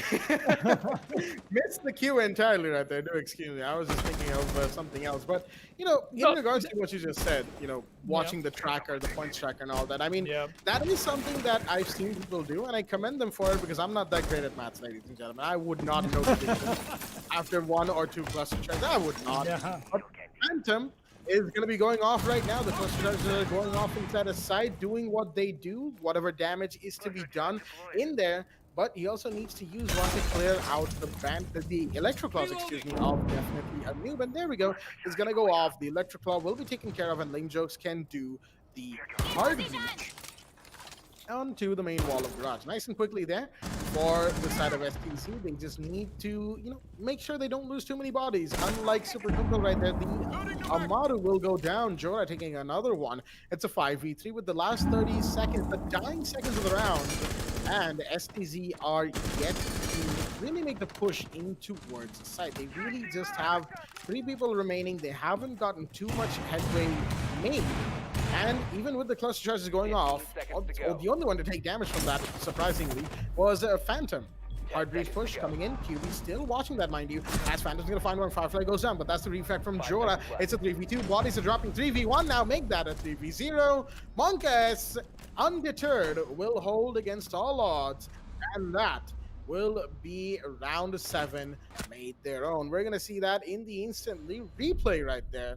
Very well done from Monkas defense. However, they are going to be requesting a rehost. Unfortunately, ladies and gentlemen, we're going to have to take a little bit of a breather in this match. And, after a round like that, why wouldn't you? As we need those seconds, we need those minutes of just a break between rounds. And a round like that where Monkas had to really up their communication game to dodge the cluster charges and other explosives flying in their faces, not to mention the operators from all over the place. That was a lot to take care of, and Rios had to be called, probably some sort of issue on their end, hopefully, which can be fixed within a quick minute. Of course, round 7 went the way of Monka S, and they will be, very happy to have one more round in their pocket, one round away from equalizing against the side of STZ and taking this match even farther. Of course, we've seen these situations before. 4-3, things looked like they're about to get even better, but then, of course, you have those sudden spurts of confidence, sudden spurts of aggression from the team in the lead, and then suddenly they take it away. 4-3 suddenly becomes a 7-4, 7-5, and then we're denied overtime, and I get to be even more sad about not, getting to say that catchphrase I so love to say. Well, this might just be it. Division 2 just, it does happen to offer very good overtime moments. So I think today might just be the day. If not for this match, we've got one more coming up right after this as well. But right now, it's eyes on this one. Monkas and Statics Gaming. There. They've had their own to and fro as to how they've approached this match, just in general. But honestly, I just want to let it out once again on just how happy I am to see Consulate come out as a map in the league. Or Absolutely. very honestly, just pure words out of my mouth right here. It's good to see that variety. It's good to see teams bring out new stuff. It's good to break down and have my own analysis session, I guess, because it's always nice to discuss stuff with you, Blackjack, for that matter, and with everybody right now who's joining us from their homes. It's always good to break down everything because that's what this the spirit of the game is about. And hey, it's fun breaking everything down. And you might be referring to me as a nerd right now, but hey, it's Siege, it's fun, and we all love it. But coming back to this match, just in specific, Consulate, we did see we did see Monka has come out with a very one-sided, I'll say one-sided approach to their attacking strategies. They had no insurance, and just by insurance I mean no plan B. They made sure that we did not even get to see a whole lot of emphasis in terms of flank watch as well, because it was just a very linear push, just a single doorway that they just try to make a push out of, and that's something we do not love to see coming out on a map like Consulate. But I think they're making amends to it, and that possible climb towards Statics Gaming's leading scorecard might just be the next thing on up into the match as we happen to go ahead. As hey, coming back to the map in general, we're getting to see Consulate after a while, so it does throw me off at least in terms of making a possible prediction out of this, because just from the looks of it, it is looking like Statics Gaming has definitely come so much more prepared than we were expecting them to. But somewhere I feel like Monka S is lacking that general shine we happen to see them wear. It's just missing, and I'm looking forward to see them fix that as we happen to go ahead into the match. It's not over yet. It's just Statics Gaming in the lead, and that can change, but that's all up to Monka S as we happen to proceed ahead right after this video. Yes. Absolutely. It's going to be a pretty interesting game, all things considered, because STZ looks pretty strong today. They've had their fair share of good fortune, their fair share of good plays. And in the meanwhile, Monkas, of course, they've looked a little bit, worn out. They've looked a little bit out of place tonight. And hopefully they can fix that as well. That first win, a much needed round win on the other side of Roll Swap, making it 4-3 up from 4-2. They were down by 2 rounds, and now down by just one, and very, very close to equalizing and taking the advantage. That's the kind of stuff you like to see. A not so good first half going in favor of the team that was in the deficit. That's something that we sort of live for as casters. We sort of want to see these sorts of matches have those extra notes written down, and instead of having blank space that was just doodling. I mean, both Foxy and I actually have that in common. Every now and again, whenever we pick up a bunch of blank space, it is what it is. You just got to fill out that copy somehow. I saw that right there. But yeah, overall, it's going to be a pretty interesting game. Consulate, it's been such a while since we've seen a Consulate.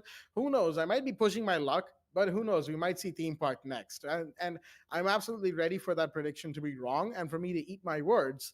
But Consulate, it is here between both teams who like to play out of the Hey, box, who like to. Mhm. honestly, Blackjack, we're coming back to the other day where I think it was me and you casting, and then me and Baba as well. Me requesting teams so deliberately Oh, that yes. please choose some other map. And I think our prayers finally got heard though. Um, Thank you, Monkas and Statics Gaming, I guess. But yeah, just like you happen to talk about it, that variety is something we always look out for. Theme Park will be something our eyes will be looking out for as well. But hey, once again, it does come down to the teams and what they like to play and what they want to explore, and that's exactly what we're doing right now, exploring the new meta as to how Consulate has evolved. We are not getting to see that very rusty yellow stairs hold this time around. We didn't get to see that come out from the side. The defense, it was a little changed up. We did get to see some emphasis on some pivotal choke points like before, like the Shaiko spot. We've got the connector window as well. But I think just the way it was approached, Monka S did not look a whole lot in control. They were looking like they're trying to make a push that was kind of risky. It's just that it did not look very well calculated. That's all. Maybe that's something I've always looked out from them. Maybe that's why I'm noticing that little change in their stuff. But no, it was Statics Gaming performing really well as well. They made sure they got their stuff right. They're getting the rounds on board, and that's what matters right now for Statics Gaming. Getting themselves a good, I'd say a good early week 1 start into season 3 into division 2 is going to be such a boost, because hey, it's the bloodbath division. Every team in fact is looking for that promotion into division 1 to want that huge piece of the pie. But that being said, these are just words. It's these players who happen to play for these stakes. It's that heat of the moment that happens to put us at positions like these, and bring out those amazing plays that we happen to come out and cast. As we will be headed to moments like these in just a while, people. We've almost got everybody up and running and back into the game. It's these Rios, they do take a little bit of time, so my apologies for the delay. But again, it's Momcast and Statics Gaming, and I can promise you for sure that this match will not disappoint. At no point this will show any signs of disappointment. And like I happened to talk about this before, we might as well get to see a possible overtime. And hey, Blackjack always loves an overtime. Oh, I certainly do, ladies and gentlemen. I'm pretty sure everybody is aware of that by now. And, who knows? We might get to see it. We might not. We're just waiting on the last player from Monkas to join in. They were the ones to call for the Rios, of course. So, understandably, they're the ones taking a little bit of time to get back into the lobby as soon as possible. And STZ, in the meanwhile, they're all here. They're all ready and waiting to get this match back on screen, get the show on the road, if you will. And so are we, of course, just overall. I mean, it is what it is. But, there is still a match after this one, ladies and gentlemen. This isn't the last match of the night. The next one that we have, Samurai Esports taking on Saw Faith. Another match that is very interesting in its own regard. ESM, they've sort of been up and down between Division 1 and Division 2 over the course of the many seasons that we've had in the Pro League and the previous league combined.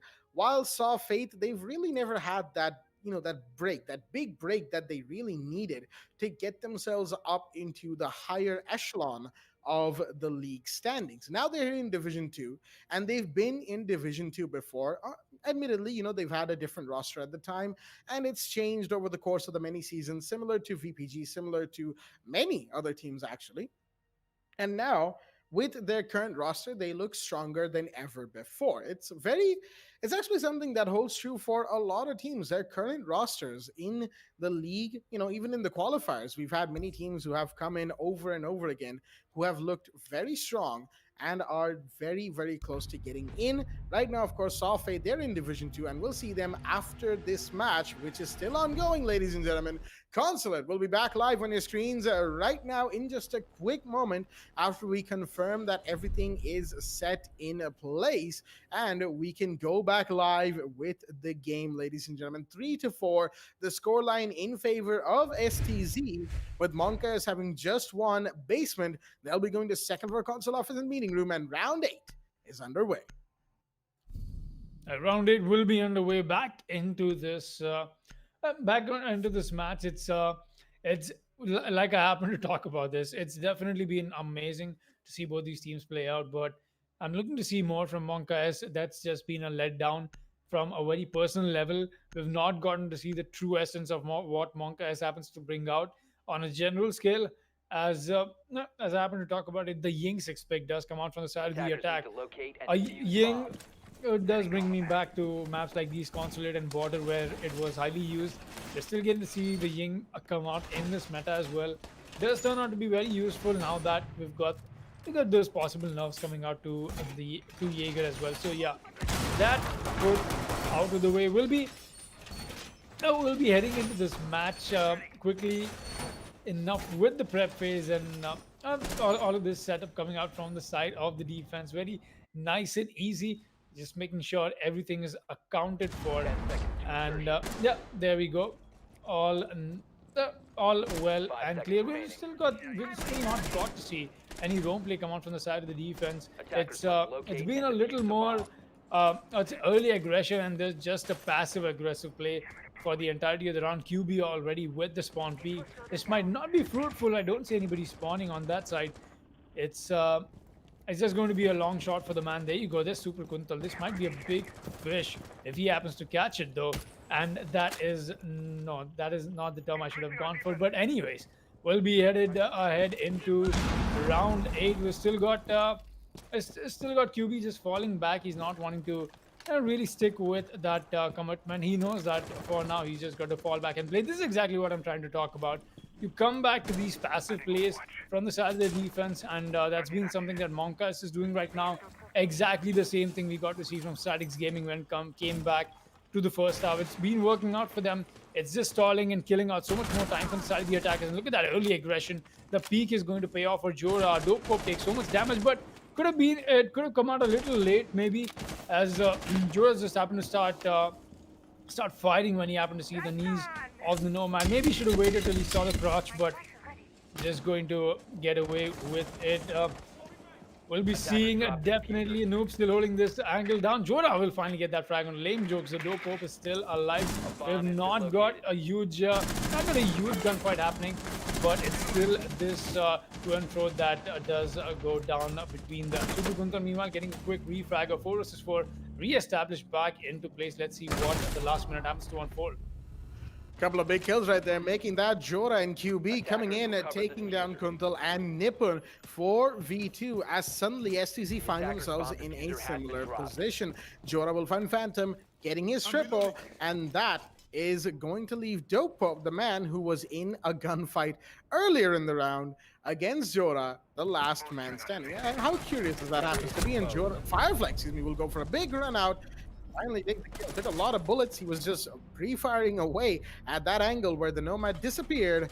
And, well, there you go. Just turned around, get shot in the head, and done with. We'll see that in the instant replay, ladies and gentlemen, as the score count has been equalized between both sides. 4-4 is the score line going into round 9. And with each passing round, we move closer to overtime. And I say that because it's anyone's game at this point. It could be 7-4, 7-5. It could be overtime. And we could be in for a real doozy of a match as we move to first floor lobby and press room in the 9th round. Ninth round will be underway. We've got Oryx and the Melusi being brought on board, so it's going to be quite the emphasis once again from the side of the defense. As hey, coming Attackers back need to to what locate we and saw from defuse STC, bombs. that's exactly what Monk S has been doing, and it's been working out for them. They've brought back the punch that they happened to carry around. 4-4, the equalized scoreline. And yeah, if Babu Gustav was here, we would have gotten oh yeah thrown in as well, but definitely a move. Taking the Oryx, the Jordanian operator. We've got Firefly bringing out the mute as well.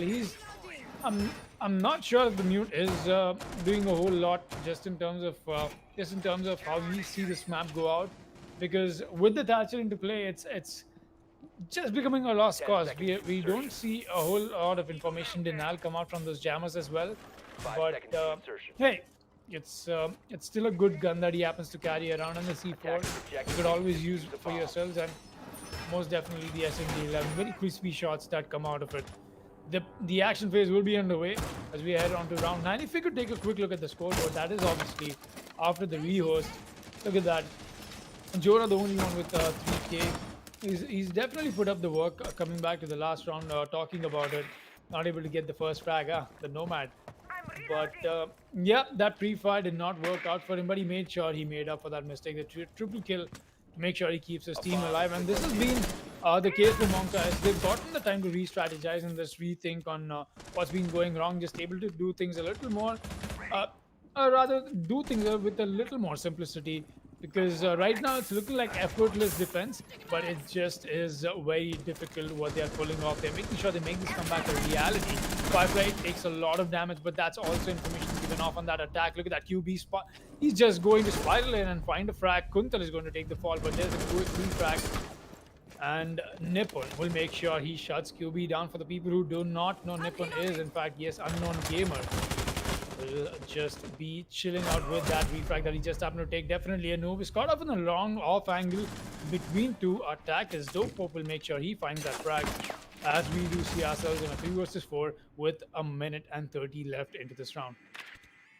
Well, with 2 operators down, it's going to make it harder for Monka S to make this round their own. They have, however, still control of sight. That's the biggest thing that matters right now. And Firefly, those kinds of plays are required. Nippon's going to go down to Jorah in the meanwhile. So many shots fired, but Firefly will be downed, not out. He will be revived, of course. And Dope Pope, he's the Thatcher, so he can't confirm that kill with his throwables. Unfortunately for him. Lame jokes, is he aware that the Melusi is very close to him? Jorah on Yellow Stairs Landing right now. Lame jokes, I think he knows that there's somebody there. He has an inkling of an idea, but not more than that. Dope Pope going around to Spiral, and meanwhile, both of them very, very far from each other, separated by a long distance, and I'm not sure if that is advisable, of course, as that's going to leave them a little bit too far to refrag should one of them get taken out. Dope Pope, very close, benches corridor, just waiting to do something about the situation that they have found themselves in. In the meanwhile, we've got AMPs going off from the Thatcher. Lane Jokes trying to find some sort of gap that he can use to enter into sight. Oh, that's one way to take care of a defender. As Firefly will fall, but Ishan's going to fire off with two. Lane Jokes and Dope Pop will fall to the gun of the Legion, as that will signify another round going the way of Monka S. We'll see that in the instant replay, as that was a pretty interesting round coming out from the side of STZ. They seem to be completely clueless on where to go and what to do, and they were caught in too many unfortunate situations to really save themselves in the round. Now it is Monka S who are one round away from the match point situation, being 5-4 up, going into round 10, having just won first floor. They're going to be going back to basement, garage, and cafeteria. And this match, it's only getting hotter from here. It definitely is, and like we happened to speculate about this before, overtime is on the cards. It's looking like we are at a very good possibility of seeing overtime come out of this match. Round 10, meanwhile, will be underway. We've got Buckinator come out with the lead once again. He's been loving this pick, but QB though, the Mira pick is something I'd like to talk about. We've seen him come out of this on his lesser days, and he's performed quite well with these operators as well, but it's just those very bizarre strategies that we do get to see QB employing himself in, that they cannot forget that clubhouse goal strat coming out from the man. And hey, then the Tachanka pick, and now maybe we might just get to see some weird stuff happen with a black mirror. Is all the way up top with the site being garage for that matter. It's going to be a very good setup from onto the top floor. That is exactly what we get to see from the side of the defense. They want to try and push back the defense a little, make it a little more flexible. I get it why they want to do that. Console does happen to offer that kind of versatility just as a map, and hey, that's good. You've got so many angles that you can watch for yourselves. But already the Twitch drone is doing some work. That is from Nippon. He's brought up the Twitch drone. He's doing some. There you go. He's going to get taken down. He's possibly got another one right up in his back pocket, because you don't tend to lose them so early into the round. But speaking of which, the Melusi doing some setup above, a possible mute jammer placement coming up a little early, just to make sure that the breach does not go off. Thermite Phantom, that is. He's trying to make this a very good cohesion between the Thermite and the Thatcher. But there you go, it's finally going to crack, and the bandit trick will not happen. A good attempt with the first charge, getting taken care of. The second charge will not get taken care of. It will. Oh boy, what a pre-fire coming up. But here's Dope Pope to add up to it. A double kill comes in from him, in fact. And Nippon just admiring that shot that he happened to get taken down from. That definitely looks scary. Honestly, that was a horror to look at. He just happened to go for a quick pre-fire peek onto that opened hallway. You'd get taken down. QB, meanwhile, is going to shut down somebody who's done so much damage so far. The roaming Mira that we're getting to see from this man. He's still got the C4 for himself as well. It's only a matter of time till he happens to use it. There you go. The smoke comes out, and so does the C4. He's just going to get that Velcro out and the button blown up, but nothing for now. The detonation did come in. It's still the 1 minute mark that we happen to see ourselves found in. Attackers have dropped the bomb diffuser. A minute left, and we will be seeing ourselves headed into this last few seconds of the round of 2 versus 2, and a refract comes in. Excuse me once again, Blackjack, for cutting on you over there. Just a moment of confusion between ourselves, but I'm going to take the blame for that one. But he definitely knew we still hold up on the side. We've got QB as well taking a fight. He's going to win it. Look at that double kill coming in already. Mid-fight wins in, and definitely Noob just adds up to that devastation. Monka S will get this round on board as well. Well, beautiful round coming in from the side of the defense. Just being very ecstatic and being very playful about it. That's what I got to see from them. And that's what I'm getting to see from them from the past few rounds. They take match point, people. That was Zadix Gaming trying to stay in control, but Monk S says not anymore. They're looking like they might as well be getting the victory with this round that we just happen to see right now. Let's see what happens and what round 11 unfolds. Over to you, Blackjack.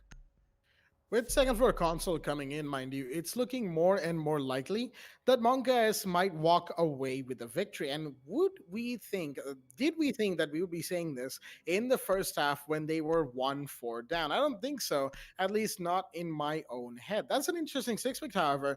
Going out of the Warden, Attackers out need of to the locate and Wamai defuse as many into bombs the as they Warden can. from definitely a noob. And I think he did that primarily for the deployable shield. Then again, in terms of the main gadget that Warden picks, of course, is big light up goggles. Eh, there are better gadgets, main gadgets in Siege. I mean, he could have just picked Ella to, bring in a much better, Attackers have much located a bomb. gadget with a lot more stopping power. But I think he's also anticipating some sort of a flashbang heavy play from the side of STZ. I mean, sure, 10 Nomad seconds Lane to Jokes insertion. has three flashbangs on him right now. But other than that, there's really, and 5 of course, seconds to Super go. Kuntal with three. But other than that, there's not much else that he is going to be immune Attackers are to. Of heading out to course, defuse a bomb. as right now we've got this match point situation coming in. Monka is very, very close to just closing this off. STZ got a bit of a comeback situation on their hands, and they're really gonna have to try if they want this round to go their way. Kuntal, in the meanwhile, seeing the open window, tries to throw a drone and gets denied. And that, unfortunately, will just be one more drone taken off the drone economy for the side of STZ. Kuntal himself rappels into first floor piano. I think he knows that there might be somebody out by benches hallway. He's looking the wrong way for now, but he could still get a kill on the roaming warden. Definitely noob. Gonna have to fall back, however. The MPX, unfortunately, not outputting enough damage. Either that or he just whiffed his shots. Meanwhile, the hatch above him gets broken. The Amado has to be very careful on round desk. He's very vulnerable to any peaks from second floor. Plenty of time, plenty of seconds remaining. Status Gaming can just take their time, give themselves the intel they need, and get the execute done. They don't need to rush things, and that is something they'll be aware of, I hope, as we move to the minute 15 mark. And so far, so good for them. So far, so good. As we just happened to talk about it, there goes one player disconnected, sadly, as Talk it does about leave them.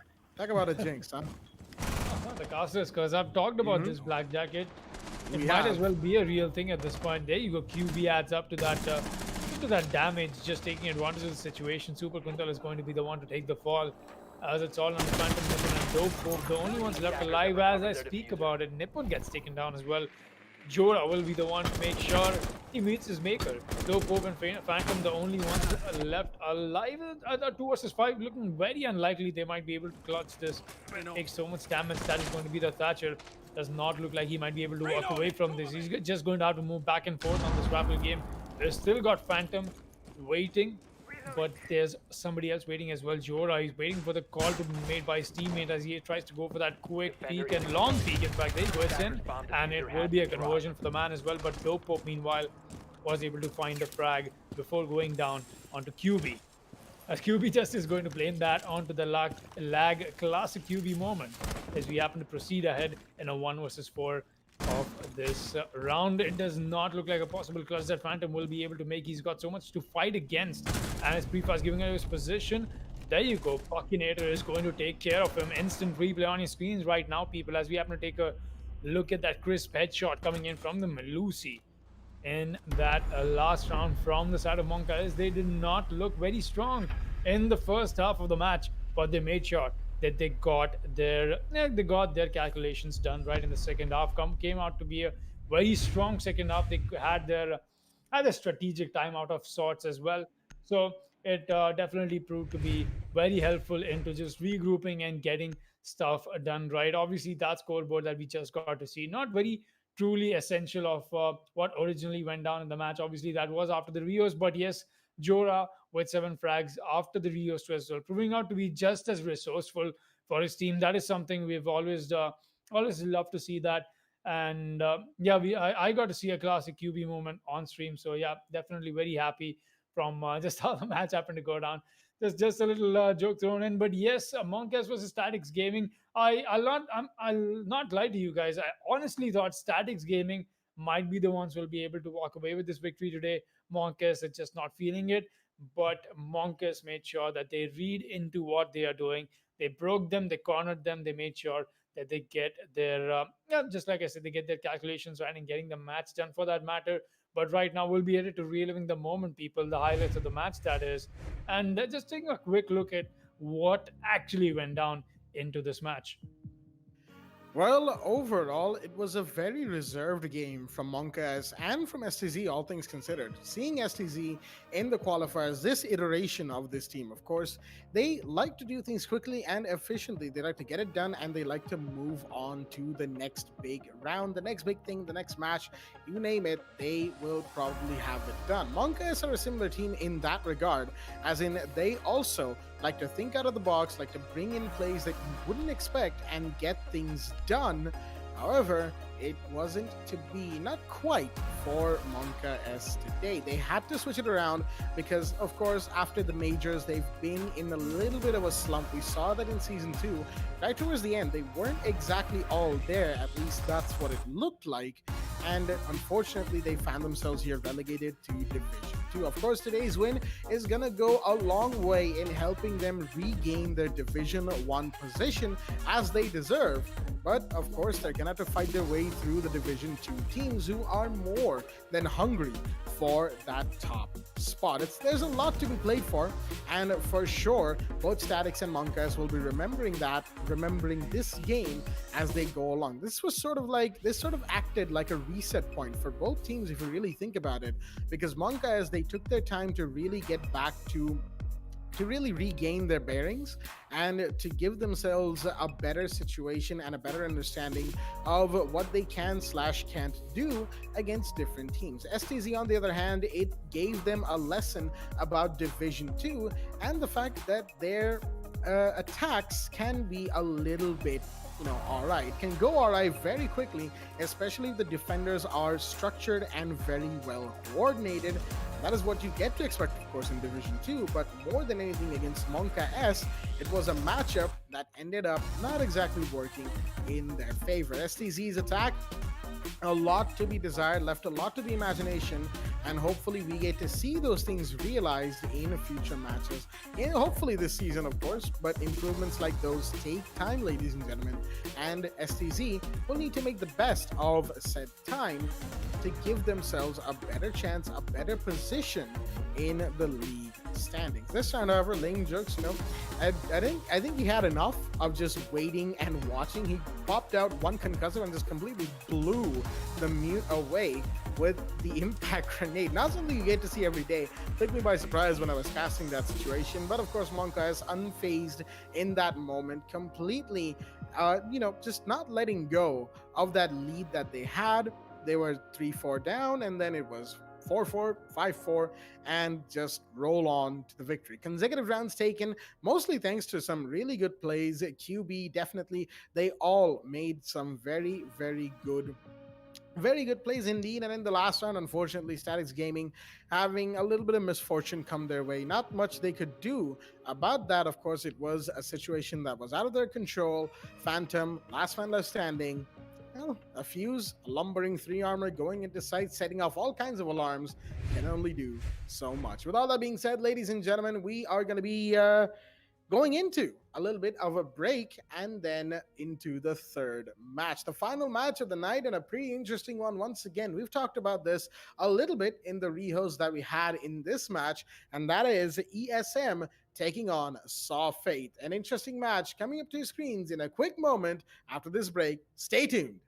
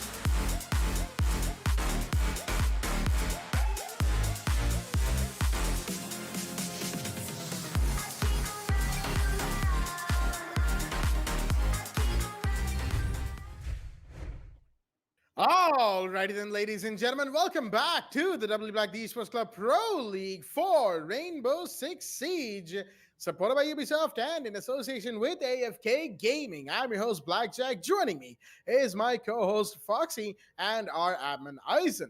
As we are here for the final game of the night, it is ESM taking on a Saw Faith, and it's on the old favorite, Clubhouse. Coming to you live in a quick second, we'll be joining the teams in the ban phase, of course, as it goes. Saw on the attack, ESM on the defense, and again, a very interesting game indeed. ESM, unfortunately, knocked down to Div 2 this season, trying to work their way back up to the top of the leaderboard again, while Saw Faith are looking to get to the top of the leaderboard themselves. We're already in the ban phase, of course. Thatcher will be the first one to face the ban today. Not really too surprising. It is Clubhouse. You want that Thatcher ban taken care of. And the second ban of the night is going to be Hibana.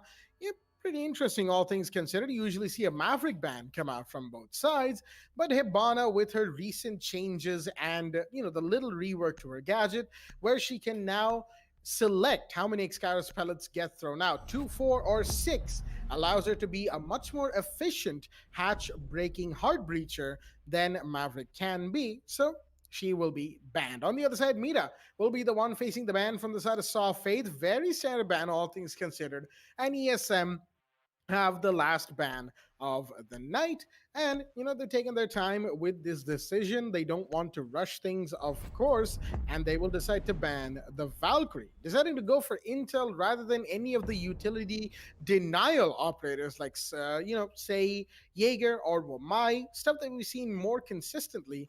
But Valkyrie in Clubhouse, with the many nooks and corners that she can cram her cameras into, is a pretty terrifying force to be reckoned with. With all that being said, round one will be underway, and I've kept the man from the mic long enough. Foxy, how do you feel about this match that we've got on hand?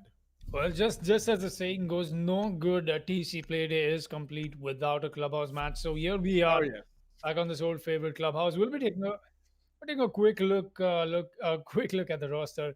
Got Hellboy, Aoba, Mac Daddy, No Skill, and Play Love on the side of Saw Faith, while on the side of ESM, Lockdown, Michelangelo, Cuskid, Shredder, and Mojo. Shredder and Michelangelo, both of them will be on the same team. Not very canon, but whatever, I guess. Exactly, yeah. Yeah, right? Mm-hmm. So we'll be headed into this Arsenal, and all right, Church and Arsenal is going to be the first. I did not notice that.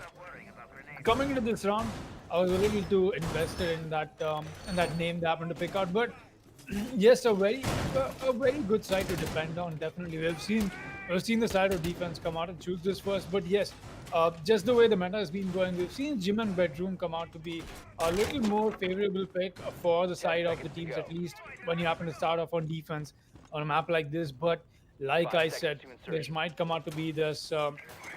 This might come out to be, I'll say, a similar play style from what we got to see from Monka S. It was a little difficult to break down what exactly they were trying to achieve in the beginning of their few rounds, but hey, they finally got from that window that they could operate on.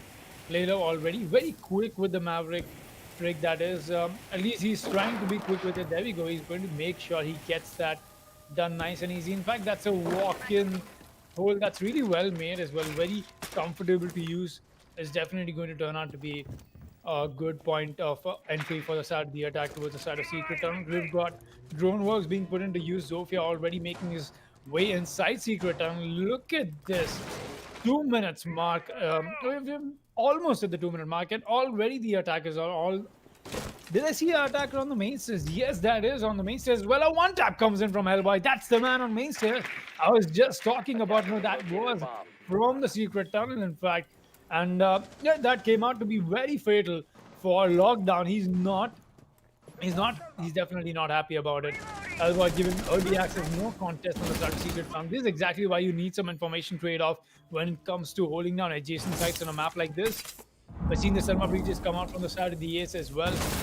so much right now in the hands of the attackers to work with. They've definitely put themselves up in a very good position. Mojo is going to take care of a drone, but that also is information conveyed for the side of the attacks to work with, that there is a huge roam presence. Bomb located by attackers. Absolutely, a big roam presence indeed. Mojo can make these situations his own, and we've seen it before time and time again. But Hellboy is going to find a second one, and there's no skill to find one more, as that is going to signal the smoke. So no skill coming onto the hallway. Has to be careful of a friendly grenade, but the 2v5 make that a 1v5. All down to the smoke. Last man standing, caught in the hallway between the smoke. He's managed to go into church. He's gotten a kill, but he's given away his position at the same time. But he's still going to find Hellboy. Very well done to Michelangelo as he's taking 2, but he needs to fight 3 more, and he will not. Playlove comes around from the hatch and shuts him down. That's a nice angle, prone angle, from the open kitchen house that the man was holding. And as we'll see in the replay, unfortunately, he managed to find 2, but the smoke couldn't find 3 more. Ace clutch situation denied, as the first round goes very handily to Saw as well. A very good start, a very good quick start from Saw, and something that I really like to see. ESM, we've seen this before from them. They can be slow to start up, but they're going to need to do that quickly. Saw will not give them that much of an inch to make a comeback if it goes down to a 2-4 or a 1-5 situation. But it's only round 2. You know, we've still got a long way to go before that happens. And we're going to be heading to Basement Church once again. All right. Honestly, that was quite the domination coming out from Software.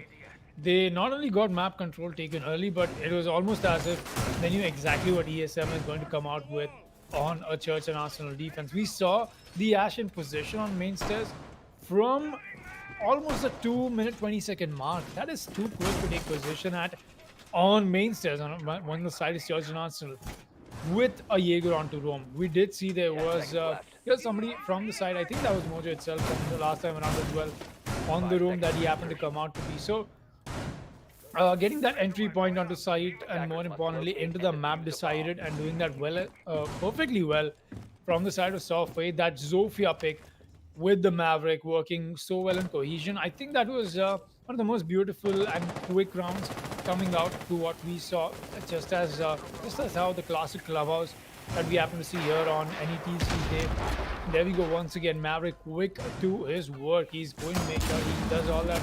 Oh, that blowtorch does come to utilization. Tusker, he's lost some HP. I'm not sure from what, but this time at least Shredder will be the one to give a contest to anybody who tries to push secret tunnel. It's not going to be all the while more easy, but we've got concussive nades and nades coming out from that area. The Maverick and the Zofia trying all they can with all their might in the shaking of the Melusi, but there you go. The information trade-off is going to happen first. Tusker dealing some damage on that ace. He managed to get away with his work. The Selma breathers did come out, but Auba is taking so much more damage. I'm not sure if he'll be choosing to re-engage on that fight, but yeah, he's definitely looking like he wants to make amends to it. Getting some more drone works in from the side of the attack. They want this information. I think the head count is what is lacking, as once again getting to see that mainstay's presence already being established from no skill. He's looking to cut off any space, but this peak could just be his undoing. But it won't be. He looks away at the right time as well. Right time for him, at least not for the Jaeger. Shredder holding down secret tunnel. This is a game of patience. A minute and a half remaining into the match. This is exactly what I'm talking about, people. The stall point, playing with the patient and the mindset of your enemies is what they're. It does come down to who breaks first. It is pretty much that. A minute left as we happen to go ahead. 5 versus 5. Nobody's lost as we happen to speak about it. No skill will find us straight as we were talking about. Staying on the main stairs. Lockdown will be the first one to get hunted and get taken down. We're still looking at a very good man advantage from the side of the attack.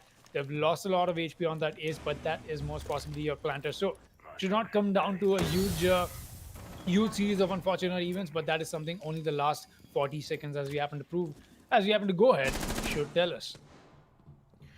With 40 seconds remaining and 1 man down, that being the Maestro as well, ESM are in a bit of a, not a tight spot today, but a bad spot nonetheless. Some damage is done. Tusked now knows that there's somebody coming in tunnel, and he has to divert his attention there to to take out the Zophir. Will he be able to? Yes, he will. Well done. Hellboy goes down. It's a 4v4. And with the ace, the planter, solo on HP, it's going to stall the push coming out from the side of Saw Faith. However, no spin. In the main hallway right now, he's not going to find one. It's McDaddy who's going to be found. And there goes the Ashes 2v3 as a body is going to be dropped. Many bodies are going to be dropped. In fact, Display Love is going to go down at the end as well. Michelangelo taking that kill, as it was a complete carnage coming out from both sides, all players involved, but the one to rise up and get away from that with the round win, ESM. As we'll see in the instant replay, 1-1 is the scoreline going into the third round, and we'll be moving out of the basement, ladies and gentlemen. We're moving into second for CCTV and cash room for round 3. But that's exactly where we're headed onto round 3. And something I'd like to put forward is the fact that ESM coming onto Church and Arsenal in the last round, just as they happen to play with minimal information to work with. We do see the Valkyrie being banned. We do see the Mira getting banned as well. So coming out with minimal information that they had to come out with sometimes guessworking with the position of the attackers as well. It was definitely a very good round that we got to see from them. The crossfires established for themselves on the side as well. The denial was on point. The denial, especially from the smoke, came out as we have to hit the 30-second mark. If that was not enough, we saw C4 being ripped out as well. Of course, that was not necessary either. ESM made sure that they got those bodies dropped. They were much more in control as to what went wrong in the first round. So it's really good to see that. It's really good to see them making amends to it. But I'll definitely look to see more from Surface if they're looking to change things up or not. That is of course what I'm here to find, because just from something we happen to talk about in the videos of the match before that, and something Blackjack happened to shed some light on as well. Surface looking like they might as well want to take away the advantage from Esports starting off in this week as well. And yes, definitely with the roster changes that they've been undergoing through, just happened to add that little spice to it. They started off very, very well. The first round was in their favor, but the second round looks a little shaky. ESM, let's see what they have to offer as well. Mojo and Cascade, both of them will be holding down Garage. Or is this just some help coming in from Mojo, just pulling down his Sky Electro Claws into getting the garage wall nice and electrified? But here's Maverick, he might lose his head. Yes, he will. There you go. Playlow is going to get taken care of. Mojo putting out the oldest trick in the book. I'm not sure. I'm not sure if that's the way it was supposed to go, because that looked very sad. That was not a death I was expecting to see. Yeah, just from the looks of it. Playlove, we've seen him come up with a little more better presence of mind plays, because just from the looks of it, it's just that I expect Saw to be on an X level of expertise, right? The Mayor Division 2, so I guess that's something we expect out of them. That was the oldest trick in the book. Somehow it worked for them, and yeah, it does. That's why it is still called a trick. We've still got ourselves a 4 versus 5, and it does not look like the side of the defense wants to budge, because the attack has been doing their fair share of the push. We don't get to see a huge emphasis on the breaches happening well, but as I speak about it, the Selma breaches are going off in the distance. Ace already making his push on the side of construction. He's got Mag Daddy to help him with as well. The Nomad definitely looking like he might be able to convert, but there you go, Shredder missing a very important opportunity to maybe find a frag, but now he knows that window is gone, so he's just going to fall back. A minute left. Let's see what this round boils down to. The last 50 seconds, and Saw have not made much headway into sight. No Scope taking a bit of damage from the Evil Eye of the Maestro. I don't think he's taken that out just yet. He's still afraid of the utilities inside of sight, but finally the Astros will go out. But that Evil Eye will not be taken care of. Unfortunately, Alba, however, is going to find Michelangelo. That's a smoke taken care of. Big drop as Cascade will go down as well. 4 versus 3. The last 3 are standing, but there's the shot through the smoke to find the planter. Lockdown, very well done to find the ace, as suddenly it's a 3v3, but they have to recover the diffuser. They need to find these kills, and Lockdown is denying them left, right, and center. What is this man doing? Shredding the team down to nothingness, as ESM will gladly take the round. The Alda, you do not mess with this weapon, ladies and gentlemen.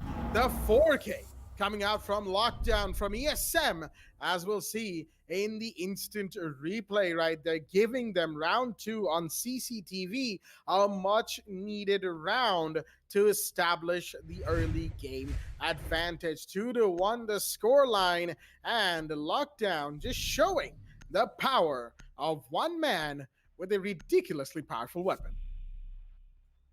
Well, that was a very good display of skill and just keeping the meme alive. Just as they happen to see it, APAC players seeing a smoke in front of them, they tend to Ah, push it. yes. That's what you got to see from Lockdown, just coming in. A huge tank that he is, a Attackers need to maestro, of locate course, and defuse just bombs. happens to pack a punch, and that so close in that with the Alda. Just is it a possible point blank range that he happened to come up with the first fight that he took, but it was the rest of the three frags that he brought out as well. So once again, good play from Lockdown, but it was just not Lockdown that happened to play out well.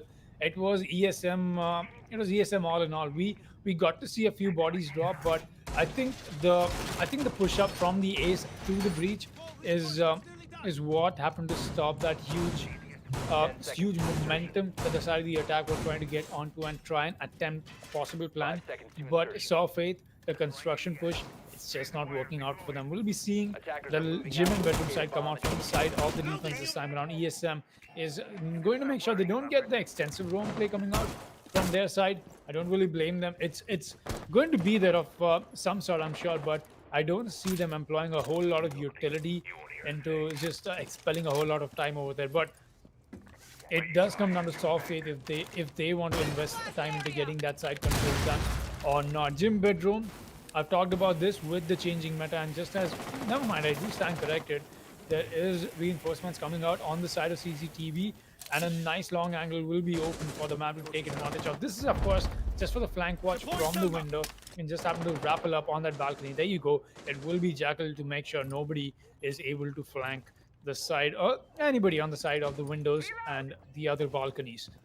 2 minutes into 2 minutes left into this round. We've still got the frost pick coming out from the defense as well. That is something I failed to point out. Kuskit has brought up the frost. I'm bomb has not been sure located. if that might be a whole lot of that might turn out to be a whole lot of use, Bomb because located you're by already seeing the attackers. nades come out, and oh, that was a risky pre-fire onto the drone. If it were me, I might have just taken out my teammate's head, but this might get unnoticed. The Ash pushing up from the main stairs into the Ash charge, and now her position's being given away, and that's why she's just going to fall back and take some more information as to how she wants to approach this attacking round. We've still got the ace and the sledge pushing in, but this turned out to be fatal last time around. Is this once again a bait and switch play from the side of ESM? Are they trying to make Softwave fall into the trap? Looks like it is. Playlove is going to be the first one to take the fall. Lockdown gets the frag once again. The Alda does not look like it wants to stop, at least not while it's in the hands of Lockdown. Looking for more frags. It does not look like they're able to find any. A minute left, and it's not exactly been a whole lot of huge plays from the side of the attack. As I speak about it, Mac Daddy finds a frag. That's the Jackal acting up.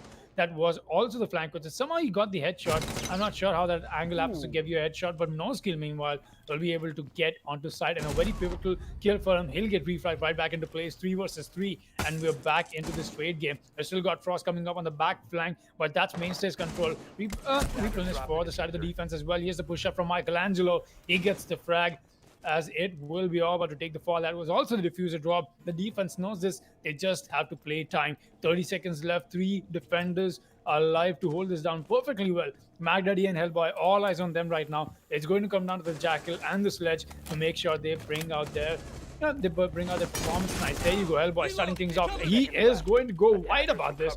He is going to get double kill. Shredder and Michelangelo, both of them fall. But here's the Frost. She tries to get the diffuser drop, but she's not done it in time, and now it's a kill frenzy, which they will be able to get it. What a play from Softway. They brought that round back like yeah, that was quite the play. Honestly, coming back from a round like that, just staring down the rock bottom and able to make a 2 versus 4 clutch happen. That was quite the push from Hellboy. He made sure he got that double kill onto the side. It was just beautifully well done and a good execute towards the end as well. Frost, I'm afraid she was a little too early to getting that diffuser denial done. Had it been the Sledge a little too invested into getting the plan down, and then the flank would have come out, might have just been the clutch for the side of the defense. It did come out to be a very close round. That was round 4, people. Now, but now we're headed to round 5. Let's see what it happens to offer.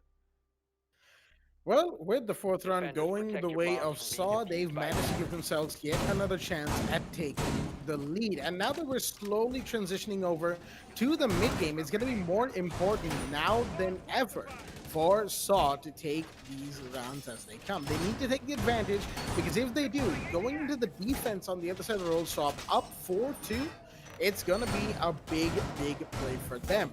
If they manage to do that, of course, and that is still quite the ways away. ESM is a gigantic wall that they have to overcome. And even then, even if they 10 manage to seconds take a remaining. 4-2 into roll swap, they still have to 5 take seconds to the go. win. That's still another 3 rounds at least. Looking at Saw, Attackers are that moving out to is locate going to bomb be and a defuse it. very, very big ask. Against ESM, of course, they've got a good chance. They've got the the skill set, they've got the knowledge, and they know this map very well. But the same can be said for ESM, which only makes it harder to call who is about to take this match, this round. It's like the last match, the last match that we had, Monkas versus Statics. Usually, on any other day, anyone would be very happy to call that it would be a Monkas match through and through, dominating Statics and be over and done with. However, due to recent developments with Monkas having a bit of a slump and Statics Gaming's current roster being a very strong roster in every single sense of the word, it was a much closer game and much harder to call. Similarly here, ESM recently haven't exactly had the best of times. On the other side, Saw Fate have had a very good time finding themselves in Division 2 to the point that they are looking strong enough to maybe even potentially push into Division 1. Of course, again, Season 2, we've only just gotten started and there's still a way to go. It's going to be the question that's being asked to Saw Fate and of ESM as can they survive this division? Because he's taking a lot of damage right there. Not really sure what he's doing, but whatever he's doing isn't quite working out. Seems like there was no skill from the main stairs doorway, but Lockdown will be the one to fall again. Playlove takes that kill on to the Maestro. Lockdown has been in the rounds that he's not absolutely destroying the attackers. He's been the first one to fall in most of these rounds. That's not exactly something that's good for someone who is maining Maestro or the team. You want Maestro to be alive, especially in those plant situations, as Mojo has been downed and cleaned up in the meanwhile. Mac Daddy, good kill onto the roamer, taking him out before he could act up and cause problems. No skill, finds Shredder. That's another very important kill, as it's 5 versus 2. ESM have Michelangelo and Cuskin, the former of which is going to find a kill with the SMG-11. Much needed. That's the second one. Mac Daddy goes on, but Alba still planting. Can they deny it? I don't think they can. C4 comes out ineffective, as it is now a post-plant. 2v3, very much possible. Michelangelo, does he know that this is being watched? He does not. Playlove takes a double, and it's all down to the Kaid. Cuskin, last man standing, caught just outside of Church Moto in the hallway of the main stairs entry. Is his position given away? Not quite yet. Okay, Hellboy, interesting. Just dancing around inside of kitchen, and rightly so. Alba is going to be the one to clean up on nice and quickly, as we'll see in the instant replay right there. ESM looking very shaky on that basement defense. Saw Faith definitely picked them apart one by one, establishing a lead for themselves. And while it may be just a 1-round lead, it's still a good one indeed. Saw, good round taken on basement, and they will now have to take CCTV to establish a good lead and potentially even win this match. Oh, I've got to give it to Software. They're able to convert so much more just in general as we happen to come out of this round. They're able to get the Attackers attacking need to rounds on locate board. and That's defuse right. as many You happen bombs to as they start off can. on a map like this. You want to make sure you put your defensive rounds on board, at least maximum of them. ESM has been trying to do a good job at it. Sadly, they've not been able to just hit that mark. Or is it just Software who's been able to outperform them? That's been the case, I think. Just coming back from what we've seen Soft 8 come out from before, I'm not sure what has gotten into them. I would really be very interested to see what changes they've brought into their methodology of how they happen to prep for competitive, because I think that's where things have gotten changed, and that's very evident from what I'm getting to see from so many of these players. No doubt these players had amazing solo potential coming back to see them from their previous days, but what I'm getting to see from them today is a little more cohesion, a little more dependency, and it's just beautiful. Honestly, they're able to put these attacking rounds on board. It's good to see that, especially when it comes to a map like Clubhouse.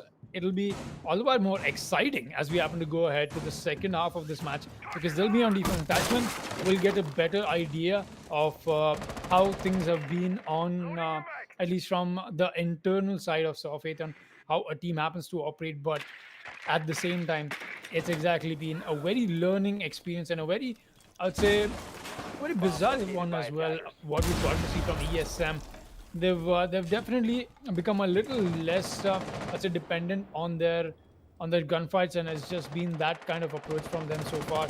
And just as we happen to speak about it, ESM has come out of situations like these. They do happen to have an amazing experience when it comes to moments like these. But will this be one of those moments where they're able to get out of this pinch with their expertise? That's the real question right now. We'll be headed to a minute and a half. Let's see what this round happens to unfold. Plenty remaining in this round, 5v5, as both sides are yet to lose a body. They're just trying to get all of their plays, their intel, that is, in place. Right now, Kuskid, he's got to be careful on that stocks area, excuse me, right there. The man could have been taken out by a Zofia had he not been careful, but Hellboy has long since abandoned that hold that he was doing just a second ago. Right now, we are still waiting on this roam clear to come in. Saw Fate still haven't found, excuse me, they still haven't found Kuskid, mind you. Shredder, in the meanwhile, very low on HP. I think he was trying to take a fight outside of CCTV's window, and that may have cost him quite a lot of health. Grenades are going out, but they're being denied. Nope, that's the grenade finally going off. Baghdadi's gonna throw a second in a second. There we go, but nope. That is the AES to take it out nice and quickly, zap it out of the air, as Shredder wants to go for a run-up outside of the garage. Really fine one. No, he won't. Gets taken out instead. Kuskid took one down. In the meanwhile, that was no skill, but the plant is going off. Mojo, he's going downwards for that exact reason, but doesn't know where the plant is happening. I don't think he does. And Alba will actually get the plant off, but get reflagged instantly as Michelangelo's smoke will finish him off. And then there was, of course, the drop onto the attackers earlier. Saw Faith only have 2 bodies remaining. Magdaddy and Hellboy, both of whom are outside CCTV. They're watching for this push that Lockdown's trying to make, but that will come out first for Lockdown. And it's now all up to Magdaddy, the last man standing. He sees one, but the counter defuse is going off, and he's way too far off. Mojo will secure the round for the side of ESM. We'll see that in the instant replay, ladies and gentlemen, as, oh boy, that was a round and a half from both sides. Saw managed to actually get the plant off, but their plant protection and post-plant hold was really just not there. And all things considered, ESM did well to retake site and finish things off in their favor. That's going to make it a 3-3 scoreline, very different from the 4-2 that we were thinking Saw might go into. But the 3-2 scoreline, a 3-3, excuse me, scoreline makes it a little bit harder to call, because this match could go both sides from now on, and it could even go to overtime. Of course, you know, every time I say it could go to overtime, we see it not go to overtime. So I might not, actually say that any more than I have already, ladies and gentlemen. Mojo is going to take the 6th pick out of the Montaigne into the Twitch, and we are a go with the other side of Goal Swap. Well, speaking of the side of what these players have brought on board so far, and we're headed to the second half as well. Michelangelo with 9 frags, that is. We take a quick look at the scoreboard right now. That is quite the work that he's done. Look at that, 9 frags for the man. We've got Lockdown following him up as well. And that's been the caretakers of ESM right now. That's been it. Honestly, we don't get to see a whole lot of shining movement from the rest of the players, at least in terms of kills, but it does happen to shed some light on how these rounds went. With the scoreline equalized, the kill count on the side of Softfaith is a little more spread out, while on the side of ESM, it's a little saturated. That's just been the case. Maybe ESM is not able to tap into the full potential of their players today.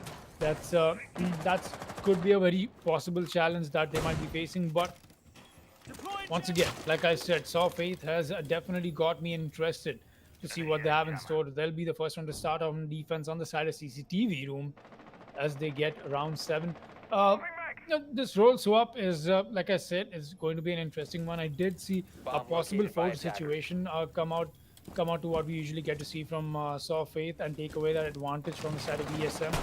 But hey, we're back on a 3 to 3 rather, excuse me. So yeah, it's I'm going to roll with it. Kaid holding down the side of bikes. He's not got a whole lot of cover, but there you go. The C4 does get hurt out. That was a good bait coming in from the Maverick. He's just going to make sure he gets back on his duty. Michelangelo once again is going to get this. I think he will. There you go. He's doing a good job with it. Definitely looks very smoothly done. But it's only a matter of time till the Zofia comes in and gets a whole punch into it. There you go. It's going to get taken care of. The drone works come out. They're getting that information done and dusted as to where the position of these defenders is.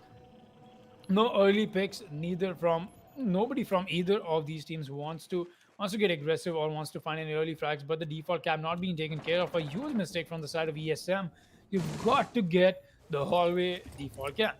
Lockdown is going to get down, but he does a lot of damage to Hellboy, though I'm not sure what went down with that fight, but it is definitely got to be between these Attackers have two. recovered their A possible SMG 11 versus SMG 11 fight. The reload and the revive, Attackers have both of them located a will come bomb. into place back on their feet. Both of them almost on same HP. In fact, Lockdown, despite getting down, was able to walk away with a little more of it. We'll be seeing the minute left. 50 seconds is what separates this round from either of these teams walking away with the win. I'm not sure what I was going with it. But yeah, round 7 is going to boil down to these 40 seconds of a bloodbath. Right now, we've got utilities going off all over the place. Hellboy taking a little bit of damage right there. Not too much payload as well from a rogue grenade that was thrown in from one of the attackers. Not going to find anybody, mind you. They're just waiting for this kill.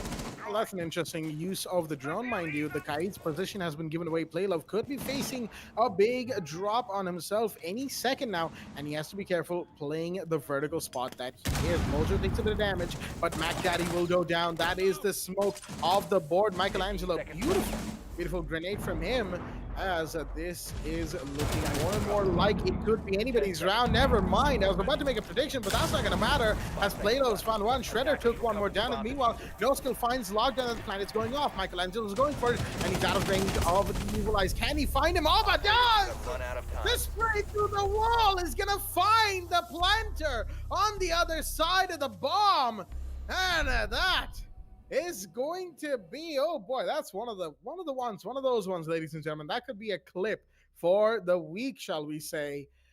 Whoo, that was close for the side of ESM. They nearly had it, but it was not to be. Saw will be the ones walking away with the round win on CCTV as they will go 4-3 up onto Basement Church in the 8th round.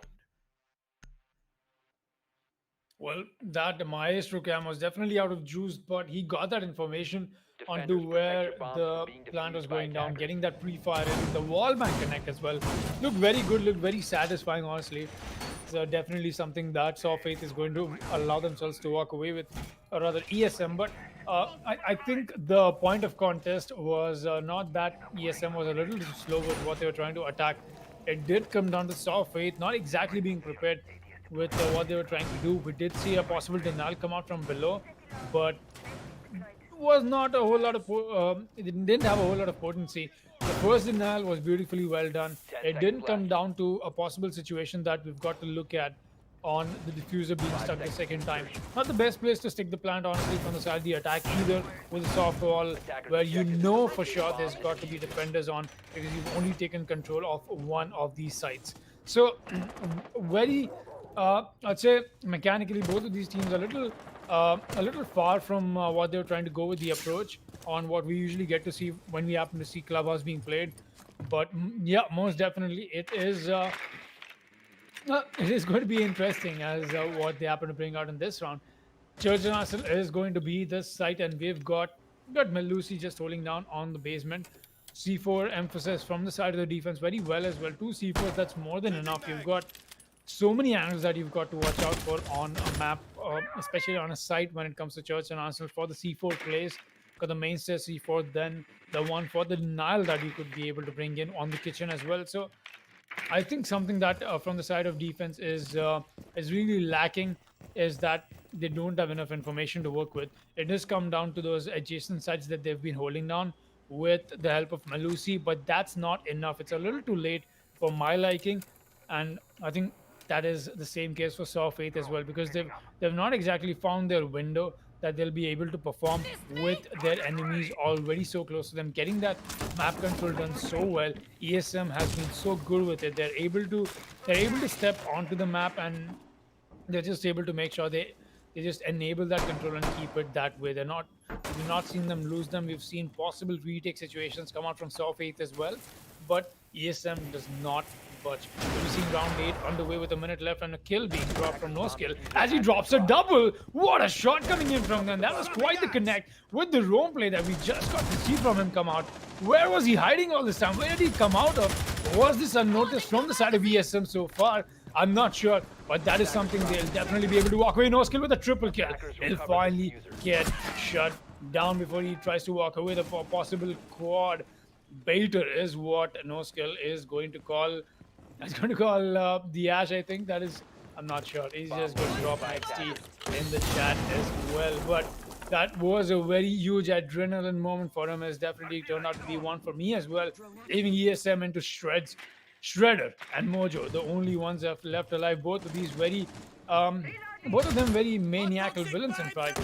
Let's see if they happen to come out with this dynamic duo into a possible clutch situation. Says no play love. He'll get a C4 kill. The mainstay C4 I just talked about in the start of this round will come into effect. Mojo trying to find the kill on a Michelangelo, but no, the turtle comes out with a shotgun and a quick headshot. No, a quick shotgun to the faces.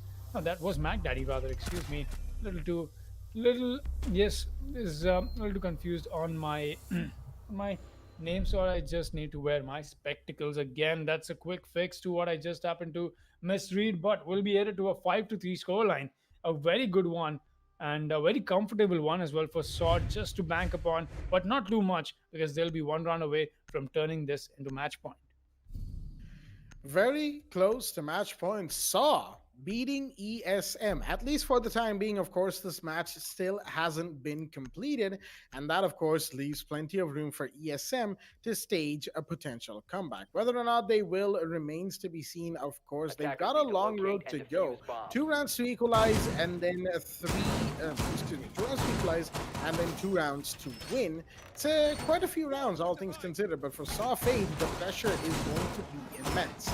They're 1 round away from match point. They're on the defense. They have the advantage, and they are looking very strong indeed. That can turn very quickly. That can very quickly turn around and be the opposite of what that statement that I just said. But, you know, Rainbow Six Siege, it happens to be that you have situations where the team in the advantage suddenly loses that advantage and becomes the one chasing the tail of the other, or it is a dominating proceeding going from here to the end of the game. Whichever that will be, of course, excuse me, Heather. Whichever that will be is the possibility of that leaves room for excitement and speculation in this moment, and that's what really makes these matches much more than what they are, and much more than what they usually are to us. You know, as casters, we try to look into what these players are doing and sort of talk about it in the best way possible, while, you know, trying to be as funny as possible. Although, you know, with Foxy's dad jokes, Baba's bad jokes, and my sad jokes, it's it can be hit or miss. But, you know, when it hits pretty well. I hope that one hit, ladies and gentlemen. Right now, of course, we're going to see Saw Faith can hit the match point as 2 minutes and 11 seconds. Plenty of time remaining for ESM's attack to gather intel and make this execute happen. They've got halfway done on the breach on the main jacuzzi wall. They've got it soft thanks to Maverick, and is going to be broken open probably by Sledge as Mojo in the meanwhile. Interestingly enough, that concussive goes over face, giving him the idea that there's somebody by the bed of bedroom, but he's not going to find that. Play Love is safe for the meanwhile, prone by the bed, trying to find somebody by the drone hole outside of that jacuzzi hallway. Still going to find anybody. No bodies being traded. Plenty of utility use. Plenty of intel being traded between both sides. Bullets being used to open up lines of sight to try and connect on the head of a defender or an attacker, but nothing quite going the way of either side. Nothing quite going the way of either side. Indeed, we've not got a whole lot of action yet. 5 versus 5, all of them still standing on their 2 feet. Not a whole lot of action as we usually talk about, but 1 minute only for the side of ESM to crush numbers, and by numbers I mean heads. They won't be able to. Well, look at that. A very good transition kill. In fact, Twitch losing life before she happened to hit the ground. Quite the mid-air kill coming in from Magdad. He happens to get on a double. He's looking out for more, but he'll get shut down quickly from the window. That's a quick kill from Mojo just to try and keep things a little more in control, but that won't be the case. Kurskit chimes in. He gets a kill as well. A 3 versus 3 is re-established and back into the equalizer in terms of man count. The plant is going down and he's being stuck, but there's the denial coming in from the long angle. Was that from below? No, that was Orba coming in with his Maestro Evil Eyes. Look at that. The Kai charge is what is causing so much damage to the attackers. They've got to move back and forth. A 2 versus 3, make that a 1 versus 3 and make that a double kill for no skill. All skill is here. He'll make sure he gets a double kill to make sure he puts his team on match point. That was quite the stuff coming in from the side of this team, as Saw Faith is not looking like they want to stop. I talked about this before. Just as they happen to look on the side of attack, they might as well be the ones to take the rather better advantage when they happen to move to defense, and that's exactly what we're getting to see them do. 6-3, they sit on match point. Will we see them? Will we see them? Finish this match fair and square right here, right now? 7-3 rather. Is that what we are expecting out of it, or will we see ESM try and fight back to what we've got to see from them so far? That is the real question right now. It does come down to these high stakes, getting your victories sorted in the first week of the season. Yeah, as you happen to move ahead, things do happen to get tough, but we've seen, I think we will leave some room. Oh boy, look at that. It just happened to take a look at the scoreboard. No skill in Michelangelo, both of them on 10 frags for their teams. Quite a bit of it, as it looks like Oba is just he's just having a moment. But yeah, quite the scoreboard is just as you happen to depict it, and we happen to talk about it. Very powerful looking from the side of Saw Fate. Definitely that's where my eyes were, but yeah, I'm looking to see what more they have to offer. Most certainly, Saw Fate have been very good tonight, ladies and gentlemen. They have done very well to get to this point. Match point confirmed, 6-3 scoreline. All they need now is one final round and it will be done. They will take a victory going into the second week and giving themselves a much better chance of hitting Div 1. Many things going their way, and that is something that we all love to see. ESM, in the meanwhile, not exactly looking at their best. Well, they've been slow to start before, and admittedly, they have made some pretty good comebacks, but it quite hasn't been there for them, unless, of course, we're talking about Mojo hitting those grenades. No skill, unfortunately, will not be something to sound any farther, as the man has been taken care of by the Iana very quickly. Indeed, a good grenade kill coming out early as the Gemini Replicator gets taken out. Sounded like that was the Maestro Alba, that is. And that very well could have been Playlove. Very aggressive right here, trying to find the feet of Michelangelo, the Maverick, but he won't be. And the summer breaches are going to go off on the garage wall, signaling that it's time for him to most likely move out of that position. He's going to fall back, in fact, and fall back towards Lounge. Kaid playing on Lounge, mind you, not exactly something we get to see every day, especially with the TCSG. Lockdown will spot him on the drone and give away his location, forcing the Kaid to move once again. But there's another drone coming his way, and that is probably what Kaid anticipated, Playlove, and I think he fell back towards basement, interestingly enough. Roaming Kaid, TCSG, playing Oil Pit. Again, stuff like this you don't get to see every day, but Saw Fate, they have the room, the leg room to sort of experiment with things that work and don't work at the same time.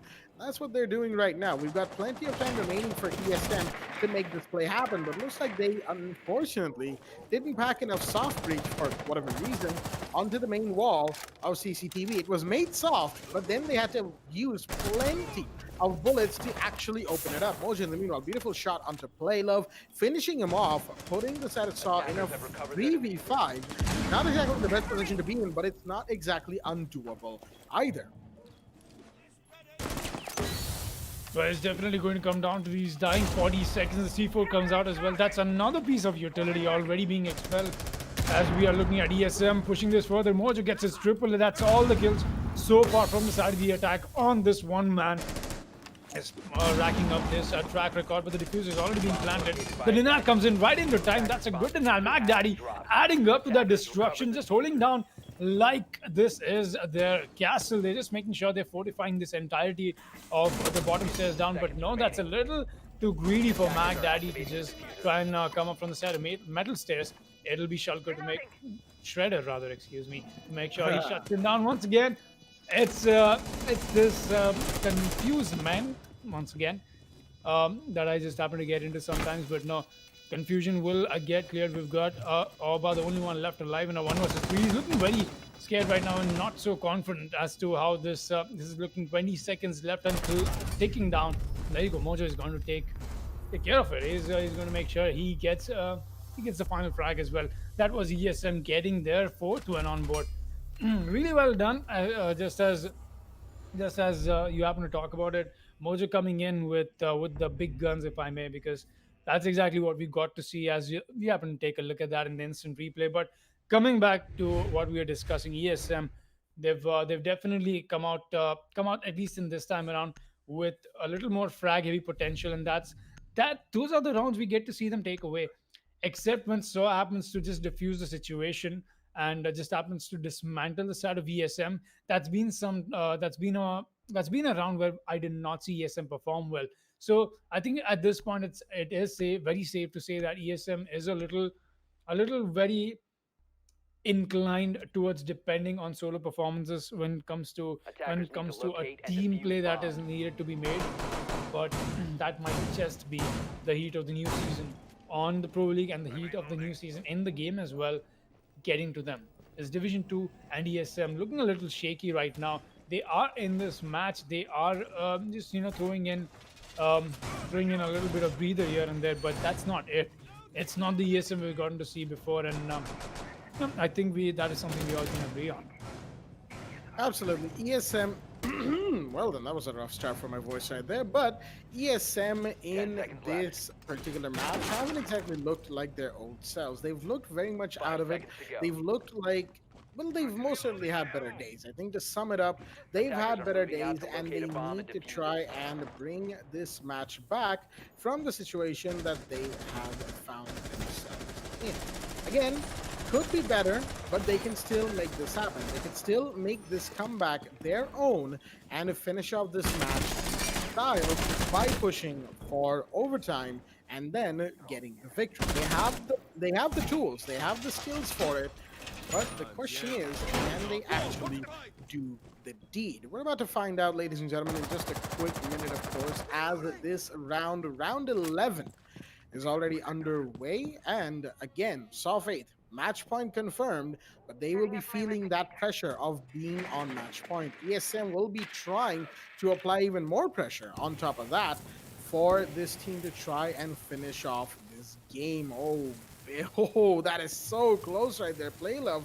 he doesn't know how close he is to taking that Maverick's head clean off, but he's trying to peek. No skill in the middle is going to find Shredder. That's a big drop. That is your Zofia taken care of, as ESM will be the first ones to lose a body today. Playlove pre-fires through the recently opened bits on the hatch by Maverick. He's not going to find him. Michelangelo is going to get his work done instead. Hellboy coming back, positioning himself for an impact check on the main kitchen hatch with the Hibana band, of course. That's going to leave Ace, the only one who can open that hatch outside of Maverick. And you know, some of breaches can be impact tricked, and Maverick, A well, bomb I has mean, been he's going to located. take damage to himself while trying to get that hatch reached. For the time being, of course, ESM, they've got plenty of time remaining, and they're trying to make this execute happen. Trying to get into basement church from the looks of it with verticality in kitchen, but it's not about to work out. They've got 65 seconds to make it happen, while Saw Faith seems to have picked up on what they're trying to do. That's right. Only 1 minute left, and they're staring at that match point text for too long now. They're looking like they want to push this and get that final round in. They're so ecstatic. I can see it. I can feel it. And the way Saw is bring out this plays, and look at that no skill is going to pay for his mistakes here. Gets a little too ecstatic. Gets punished by lockdown. He'll get shut down for the while. But it's these 30 seconds that is going to make the difference. We're seeing the push-up happen on the main stairs, at least from the side of the church and Arsenal room as well. Attackers located a bomb. But the relocate from the kite is not going to help, at least not for the while. We're getting to see such a huge spread out attacking strategy and a defensive strategy as well. It's just a constant counter strat setup that we're going to see from both these teams come out. But there you go, Kaid 15 is going to seconds get left. taken down from that angle that Chris could happen to bring out. 10 seconds left. The 10 diffuser's seconds got to to go. get planted, but it's a huge situation for the attackers to cut through this. They will anyway, seconds to and go. they are trying to stick the plan down. Yes, it is. The church plan is going down. Kuski gets another frag. That's Hellboy to take the fall. The plan will get stuck. It's all on a Mac Daddy as he find a frag and gets his clutch. A 1 versus 3. He's got to find 3 attackers, and more importantly, the counter diffuse he won't. Lockdown gets the kill through the chairs. Does not matter. Through all of that plywood, and quick headshot. We'll be taking a quick look at that in the instant replay. And ESM not looking like they want to back away from this. Looks like they've heard us that, hey, this is not the best of what we've performed. Guess what? We are just going to up the amp up the situation and bring our best play right here, right now. 6-5 is the scoreline, people. We are 1 round away from Blackjack taking us into overtime. But is that something that ESM is looking to push for or not is the real question. So looking so shaky right now, so close into winning this match, but so far as well. The round of ones will be underway. Indeed, the round of ones. 1 round to go for the side of ESM to finish protect this your bombs first bit used by of the comeback and go for overtime. And 1 round for Saw Faith to end it all right here, right now. They can still do this, but just as Foxy mentioned a second ago, the pressure seems to be getting to them. They're shaky and they are a little unsure of themselves. ESM, in the meanwhile, they've picked up very, very well, and they have managed to turn the situation on its head. They're the ones with momentum, having just taken 2 back-to-back rounds. And Saw Faith, on the other hand, not so much. Their momentum has been halted. For the most part, they could still take this round. All they have to do is, when it comes down to Attackers that are moving out to mid-round to locate a late bomb round and defuse it. transition, they need Attackers have to dropped the bomb make diffuser. sure they don't Attackers lose recovered the bodies, they bomb don't diffuser. get over ecstatic, they don't over peak. All they have to do is fall back, hold behind cover, and just dodge the grenades as they come, because there's going to be plenty of grenades. 6 grenades in total from Lockdown, Michelangelo, and Mojo of ESM, which is a lot, ladies and gentlemen, let me tell you that much. But you can still play around it. You can still play around the Zofia and the Ace. Plenty of things to do. But Saw Faith have what it takes. I believe they have what it takes, and they might just be able to pull this off. ESM on the meanwhile on the home Attackers stretch to located a bring bomb. it to overtime. 1 round away. They need it for themselves, more specifically, to give themselves a better chance in the later bits of Division 2, of course, with the heartbeats already being done in CCTV. In the meanwhile, that's going to leave Ace with 1 summer breach remaining to get into Garage. The Kaid is there. Playlove keeps playing. Inside a garage, will he be found? Cusket, he's about to swing wide about this, but Playlove is watching that exact entry along with the garage door entry and lounge, and shots are being fired at him from inside of stocks. His position is given away. And there we go, the grenade flushing him out, and Michelangelo finishing off the kill. Playlove will go down. Very well done by ESM to take that first kill. And with 1:30 remaining, they've got plenty of time to do the rest of this push.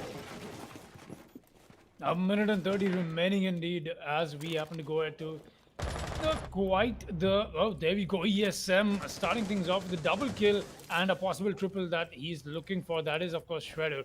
He happens to make his way on the top of the balcony. He's gotten the breach done nice and easy as well. This has been the climb, people, for ESM, and quite the comeback we're getting to witness from them. This might as well be headed to overtime. We're headed to the last 1 minute of the round. Let's see what happens to unfold.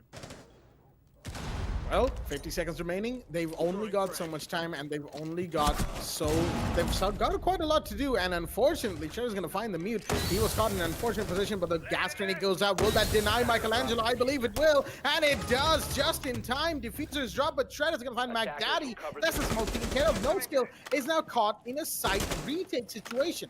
Fortunately for him, the plant isn't going off, but he has to be careful of claymores amongst a myriad of other things. He's going to still go for it, give away his position, and fall back. Can he get back in time? He's not going to be caught on the reload. Drops down the first floor instead. He's going to have to go around all the way from red stairs with Michelangelo potentially hot on his boots, and a beautiful shot onto Shredder. That's one taken care of, but it doesn't matter because the Maverick was in lounge. That is ESM to take round 12. They've come out and they have said enough is enough.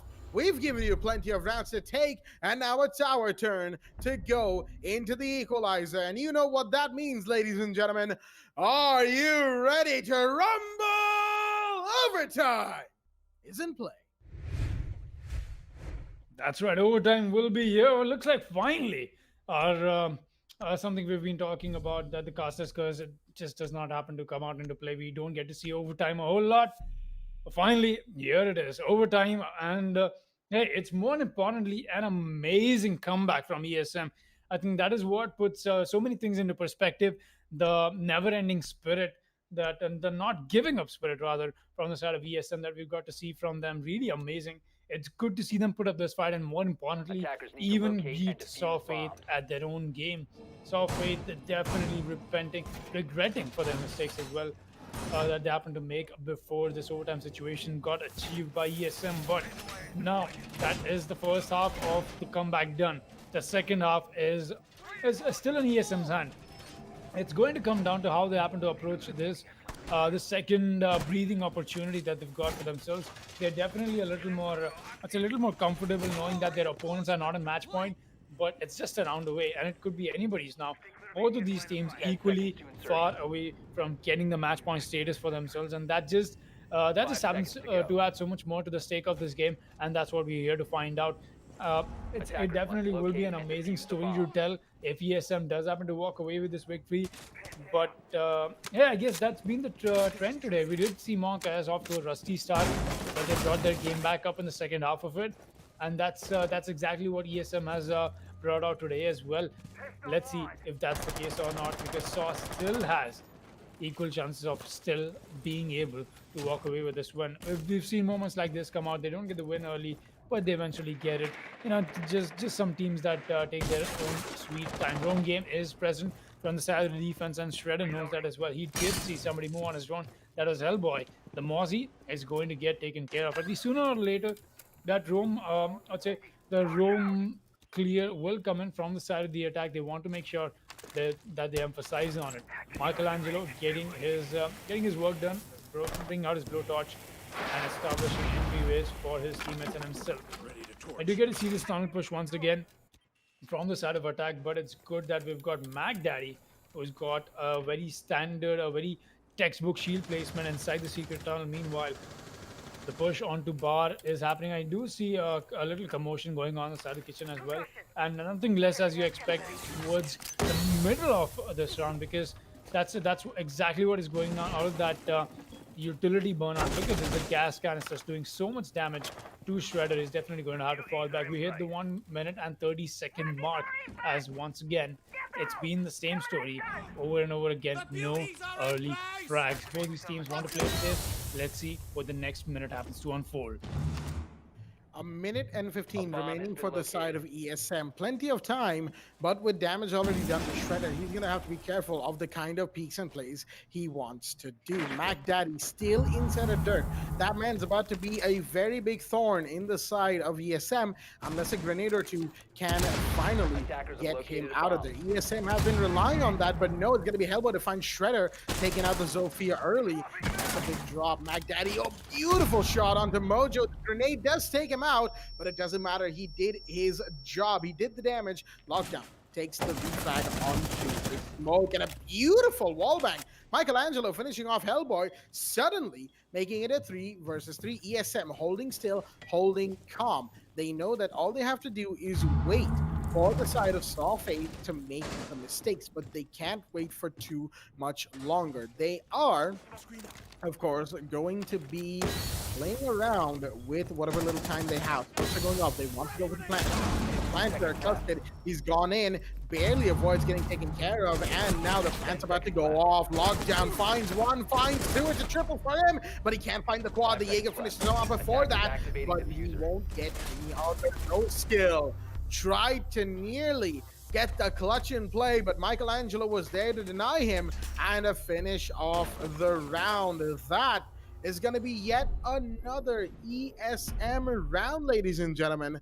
And Basement Church goes to them, as we'll see in the instant replay. Overtime match point is confirmed, and ESM have absolutely done some work to take this lead. One round to go for them to finish it all off. 12 and 14 to Lockdown and Michelangelo. They really stepped it up, as did the rest of ESM right at the end when it was most required.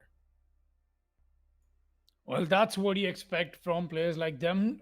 Lockdown's just an absolute beast, coming off with his performance even on the side of defense, and yep, equally on the side of attack as well. We saw that beautiful triple kill Defenders, come out protect for your him. bombs from He being was out defused by looking for attackers. the fourth as well. He might as well have gotten it. It just did not work in his favor. But hey, honestly, that was quite the heavy lifting that I got to see from ESM. Started off as a very one-sided it's a one-sided match, at least in terms of how the kill counts look like for the side of ESM, and that's exactly what it looks like right now as well.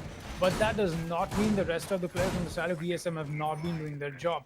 They've been doing it, and that is what has been enabling the rest of the people to perform like that. But yes, apart from that, out of the world plays coming out from 10 seconds ESM to in this insertion. amazing Attackers comeback have discovered that they the now location of a bomb. sit on match point, turning the 5 tables seconds to right go. in their favor. Somebody has got to take notes. You want a comeback story Attackers are like this heading one out to on defuse the Clubhouse? I bomb. think the best comeback stories we've got on the league are do happen to come out to be on Clubhouse, the good old favorite. So yeah, ESM looking like they might be able to snatch away this one, but they are on defense. And yeah, what if this is a dynamic where Saw is able to operate better? What if we are kicked into maximum overtime? Well, I would love that. I expect nothing less out of a Division 2 match. Let's see what it happens to unfold. Well, right now we're going to have the standard stuff coming out from Saw. They're going to do their own clear as quickly and as efficiently as possible. They just need to hold on as well as they can. That's all they need to do, really. Play behind their utilities. ESM, that is, of course. Saw, in the meanwhile, are going to be the ones forced to attack. And in this position, it's not going to look too good on them if they can't get this done. No skill in the meanwhile, burning some utility from the CCTV window, just making sure that none of the defenders get any bright ideas about pushing up onto the Maverick. That was Play Love. He's gotten the breach done on the main wall nice and quickly, and with the help of the Zofia Hellboy, he is going to just get things done as soon as possible. Right now, it's just going to be down to how ESM reacts to the changes that are being made to site. The reconstruction and the repurposing of different bits and pieces, the props that are here in this situation. But no skill in the meanwhile, going around all the way to logistics. He's got an angle into construction, as do, of course, Mac Daddy and Alba. They're watching construction, but do you know that Mojo is down below, waiting in the wings for a C4 on default plans? But I think they might Alba is the one with the diffuser. He's the one pushing the construction window alongside the Ash, of course. Mojo's probably gotten that call out, and he'll be falling back towards side any second now. No skill in the meanwhile. Rotating out of the building. Interesting that he does this at a juncture where it is only 2 seconds remaining. Mojo's going to heal. He's going to see one, does some damage, but can't get the kill, but finally will. Take a second, but he managed to turn things around. No skill goes down. That's an early drop and a good drop. Lockdown finds another, as that will be Hellboy confirmed. It's a 3 versus 5, all down to Alba, McDaddy, and Play Love, and Saw are looking very shaky, very scared. They don't know how to push through this. They don't know how to continue with this, but McDaddy's gonna find one.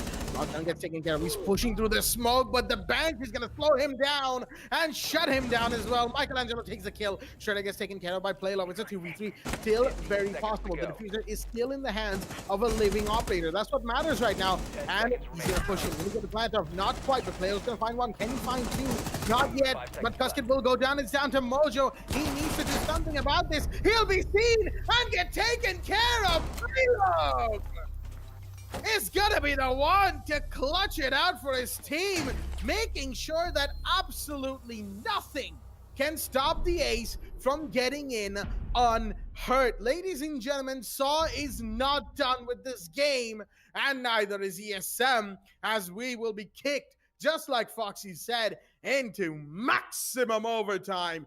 7-7, and only 1 round to go. It's really bizarre, you know, coming to fight 14 rounds back to back, to and fro, that comeback that ESM happened to make. It's all going to boil down to this 1 round. Who happens to take this? Will it be ESM or will it be Soft Faith? Let's find that out in maximum overtime, people. Round 15 underway on your screens right now. It's definitely come out to be such an amazing day to begin Division 2 off in this season.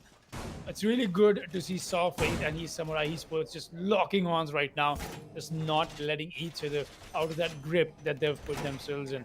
Let's see who happens to be the winner of that. Excuse me, there. Who happens to be a winner of that duel is it's right now, right here in front of us, the last round of 3 minutes that separate a potential winner of this match from a potential loser. That is it, people. That's all. This is going to come down to the last round. We'll be taking a quick look at the operator lineup that I'm getting to see from the side of Saw. A double emphasis on the electrified bros. We've got Playla running the Kaid and Oba running the Bandit as well. Noskiller is brought out the Jaeger. Very obviously, so Malusi still being played. We see McDaddy sticking with the smoke, but I think something that McDaddy will have to work with is not losing his life early. We've seen him do enough damage to the side of the attack, but just the way it's been working out, is ESM is able to cut through McDaddy a little too quickly, and that is leaving a huge part of Saw Faith very vulnerable.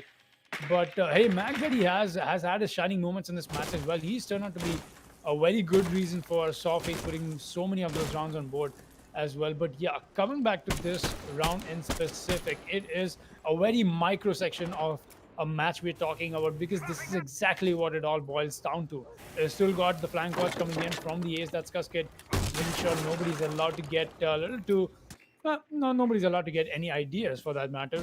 They've still got Hellboy holding down with the Malusi on side. He's waiting for a possible impact trick moment. That is still not happening. We're still yet to cross that bridge, as the heartbeats is still yet to happen from the side of the attackers on the side of Kitchen. Finally getting the soft breach done first and foremost. Is looking for a possible connect. Hellboy will not be able to connect on the sledge. He's just going to fall back. Move to and fro. C4 Rip does get hurt out, as it'll be Hellboy. He finally gets that frag on the lockdown, and another one. The explosion finds Shredder being shredded to pieces. It's all on Michelangelo, Cusket, and Mojo, the only ones left alive. 1:30 remaining. Let's see what this round happens to unfold. Very unfortunate situation for the side of ESM. They have lost 2 of their soft breach operators, the Sledge and the Zofia gone. We've got the Hash Breach slowly being done, but it's been impact tricked as well. Hellboy, well done to him for finding the Summer Breach when he did. There is still another one though, and that is gonna be Cusket finally getting snatched open. Meanwhile, Michelangelo taking a bit of damage from the smoke grenade going off on the other side of dirt. Meanwhile, Mojo's position, Mojo's drone, giving away the position of no skill. The man's been downed and he will be cleaned up on in just a second. There, grenade toss doesn't even need to cook that too much. It will clean up on the Jaeger who was on the road. Of course, that doesn't exactly do a whole lot because the Jaeger was far off site. They need to get in sight, and there's 4 defenders waiting for these kills. They know that all they have to do is wait. But Elbo's going to get taken care of. Cuskid, he's going to find another kill and a much needed one. The smokes are going to go off, and Cuskid himself is going to be the one to come down for the plant. Playlove, much damage done as he's trying to fire back. Cuskid's probably going to fall in any second now. A shot's going to be fired, but it's Mac Daddy coming in to find him. And there's Mojo taken care of with the C4. It's all down to the Maverick. He's going to find 2. Michelangelo, can he get the plant in time? He can! Operators, you have No! He even got the pause! He got the planting almost started! But it won't be! Saw Faith! They will be the ones to win tonight's match! And that is going to be so unfortunate, ladies and gentlemen. So unfortunate for ESM. Michelangelo, he did so much there. So very much. He got 2. He pushed in, recovered the diffuser, even got the pause that indicated the animation's beginning. But the timer was merciless, and the round went the way of Saw. Oh, what a climactic finish indeed for this match, ladies and gentlemen. Foxy is still in disbelief, and I don't blame him. I still am, to a certain extent. As ESM... It was quite the match. I'm going to have to be honest. Coming back to that huge turn and run, I almost thought that damn Saw has done it. They've almost got it, but Michelangelo comes in swinging out of nowhere. Trying to snatch that victory moment away from them, but hey, he did not though. Eventually, just missed by a millisecond there. I guess it was awfully close. But speaking of which, we'll be taking moments like those and look at some amazing moments like those. The highlights of this match, reliving the moment that is. It was quite the stuff we got to see from both the teams. Honestly, this was an amazing match that we got to witness. Saw Faith and ESM, neither of them able to give up, and throwing in at that BM towards the end as well, the Wild Stallions Revenge Tour. It's like that roster change up coming in from Saw Faith, just making sure that they are getting their stuff right. They got the advantage, then they look shaky. They put ESM on match point, then they get the victory, and just a casual flex that it was all a plan. As a very good flex for sure. Definitely a flex you would want to make rightfully as well, because that was a beauty of a performance from both these teams. It was Saw Faith to come out on the top, but it was a beauty of a performance from both these teams. I think that is something that I'll have to say about getting started by reliving the moments. And look at this lockdown, the one-man army show that he was today is definitely came out to be very passive-aggressive position that he happened to play on always, and it just worked out for him. He made sure that he was just at the right place at the right time. This is something that you just happen to gain over the period of experience in this game. So yeah, it's definitely coming out to the best use of it, and ESM taking full advantage of the situation as well. There was another act up from the side of ESM was Michelangelo coming up with the plays and those impactful frags from the side of ESM. It's not just him, but Lockdown and Michelangelo in that very good partnership that they happen to bring out. Just happen to work in tandem with each other, and that's what we love to see on a good attack round and defensive round as well. But yeah, it does happen to be a better, I would say, better circumstance of judgment when they happen to be on attack. But speaking of which, the first half very obviously so was Saw Faith for the taking. No, it wasn't. No, now that I happen to remember, 3-3 was the scoreline. The equalized scoreline is what we got to see even in the first half. The second half rather pushed us into believing that Saw Faith might be able to take this away. They did though eventually, but ESM though, boy oh boy, what was that comeback from them? is taking us from maximum rounds is something I don't get to see a whole lot, but I love that it was something we got to witness today. I think that is my 2 cents on this match.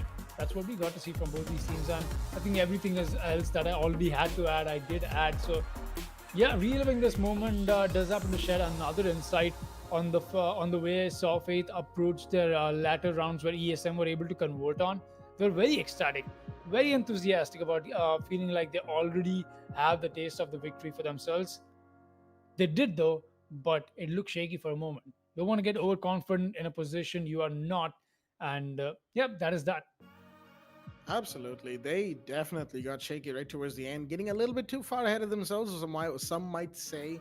And saw in the end, they managed to get away by the skin of their teeth. There was absolutely nothing other than what could have been for ESM. Like, they got so close. Like, there's nothing that can overstate just how well ESM played to go from 3-6 down all the way to 7-7. You don't see that every day, ladies and gentlemen. The reason overtime is as rare as it is because of playing that well, that consistently from your opponents being on match point is very hard to achieve. ESM and every other team in the top tier in Division 2 and Division 1 right now will be able to tell you that when your opponents are on match point, the kind of pressure you experience as a team to come back from that and to re-establish an equalizer and, you know, going into overtime, it's just very, very difficult. And the fact that ESM managed to do it speaks volumes about their skill, about their coordination, cohesion as a team. They are a fantastic team in all rights, but it just seemed to lack that one thing, that odd thing that the very top tier teams seem to have. All the teams like Union Gaming, like Monka S, like L2K even, seem to have.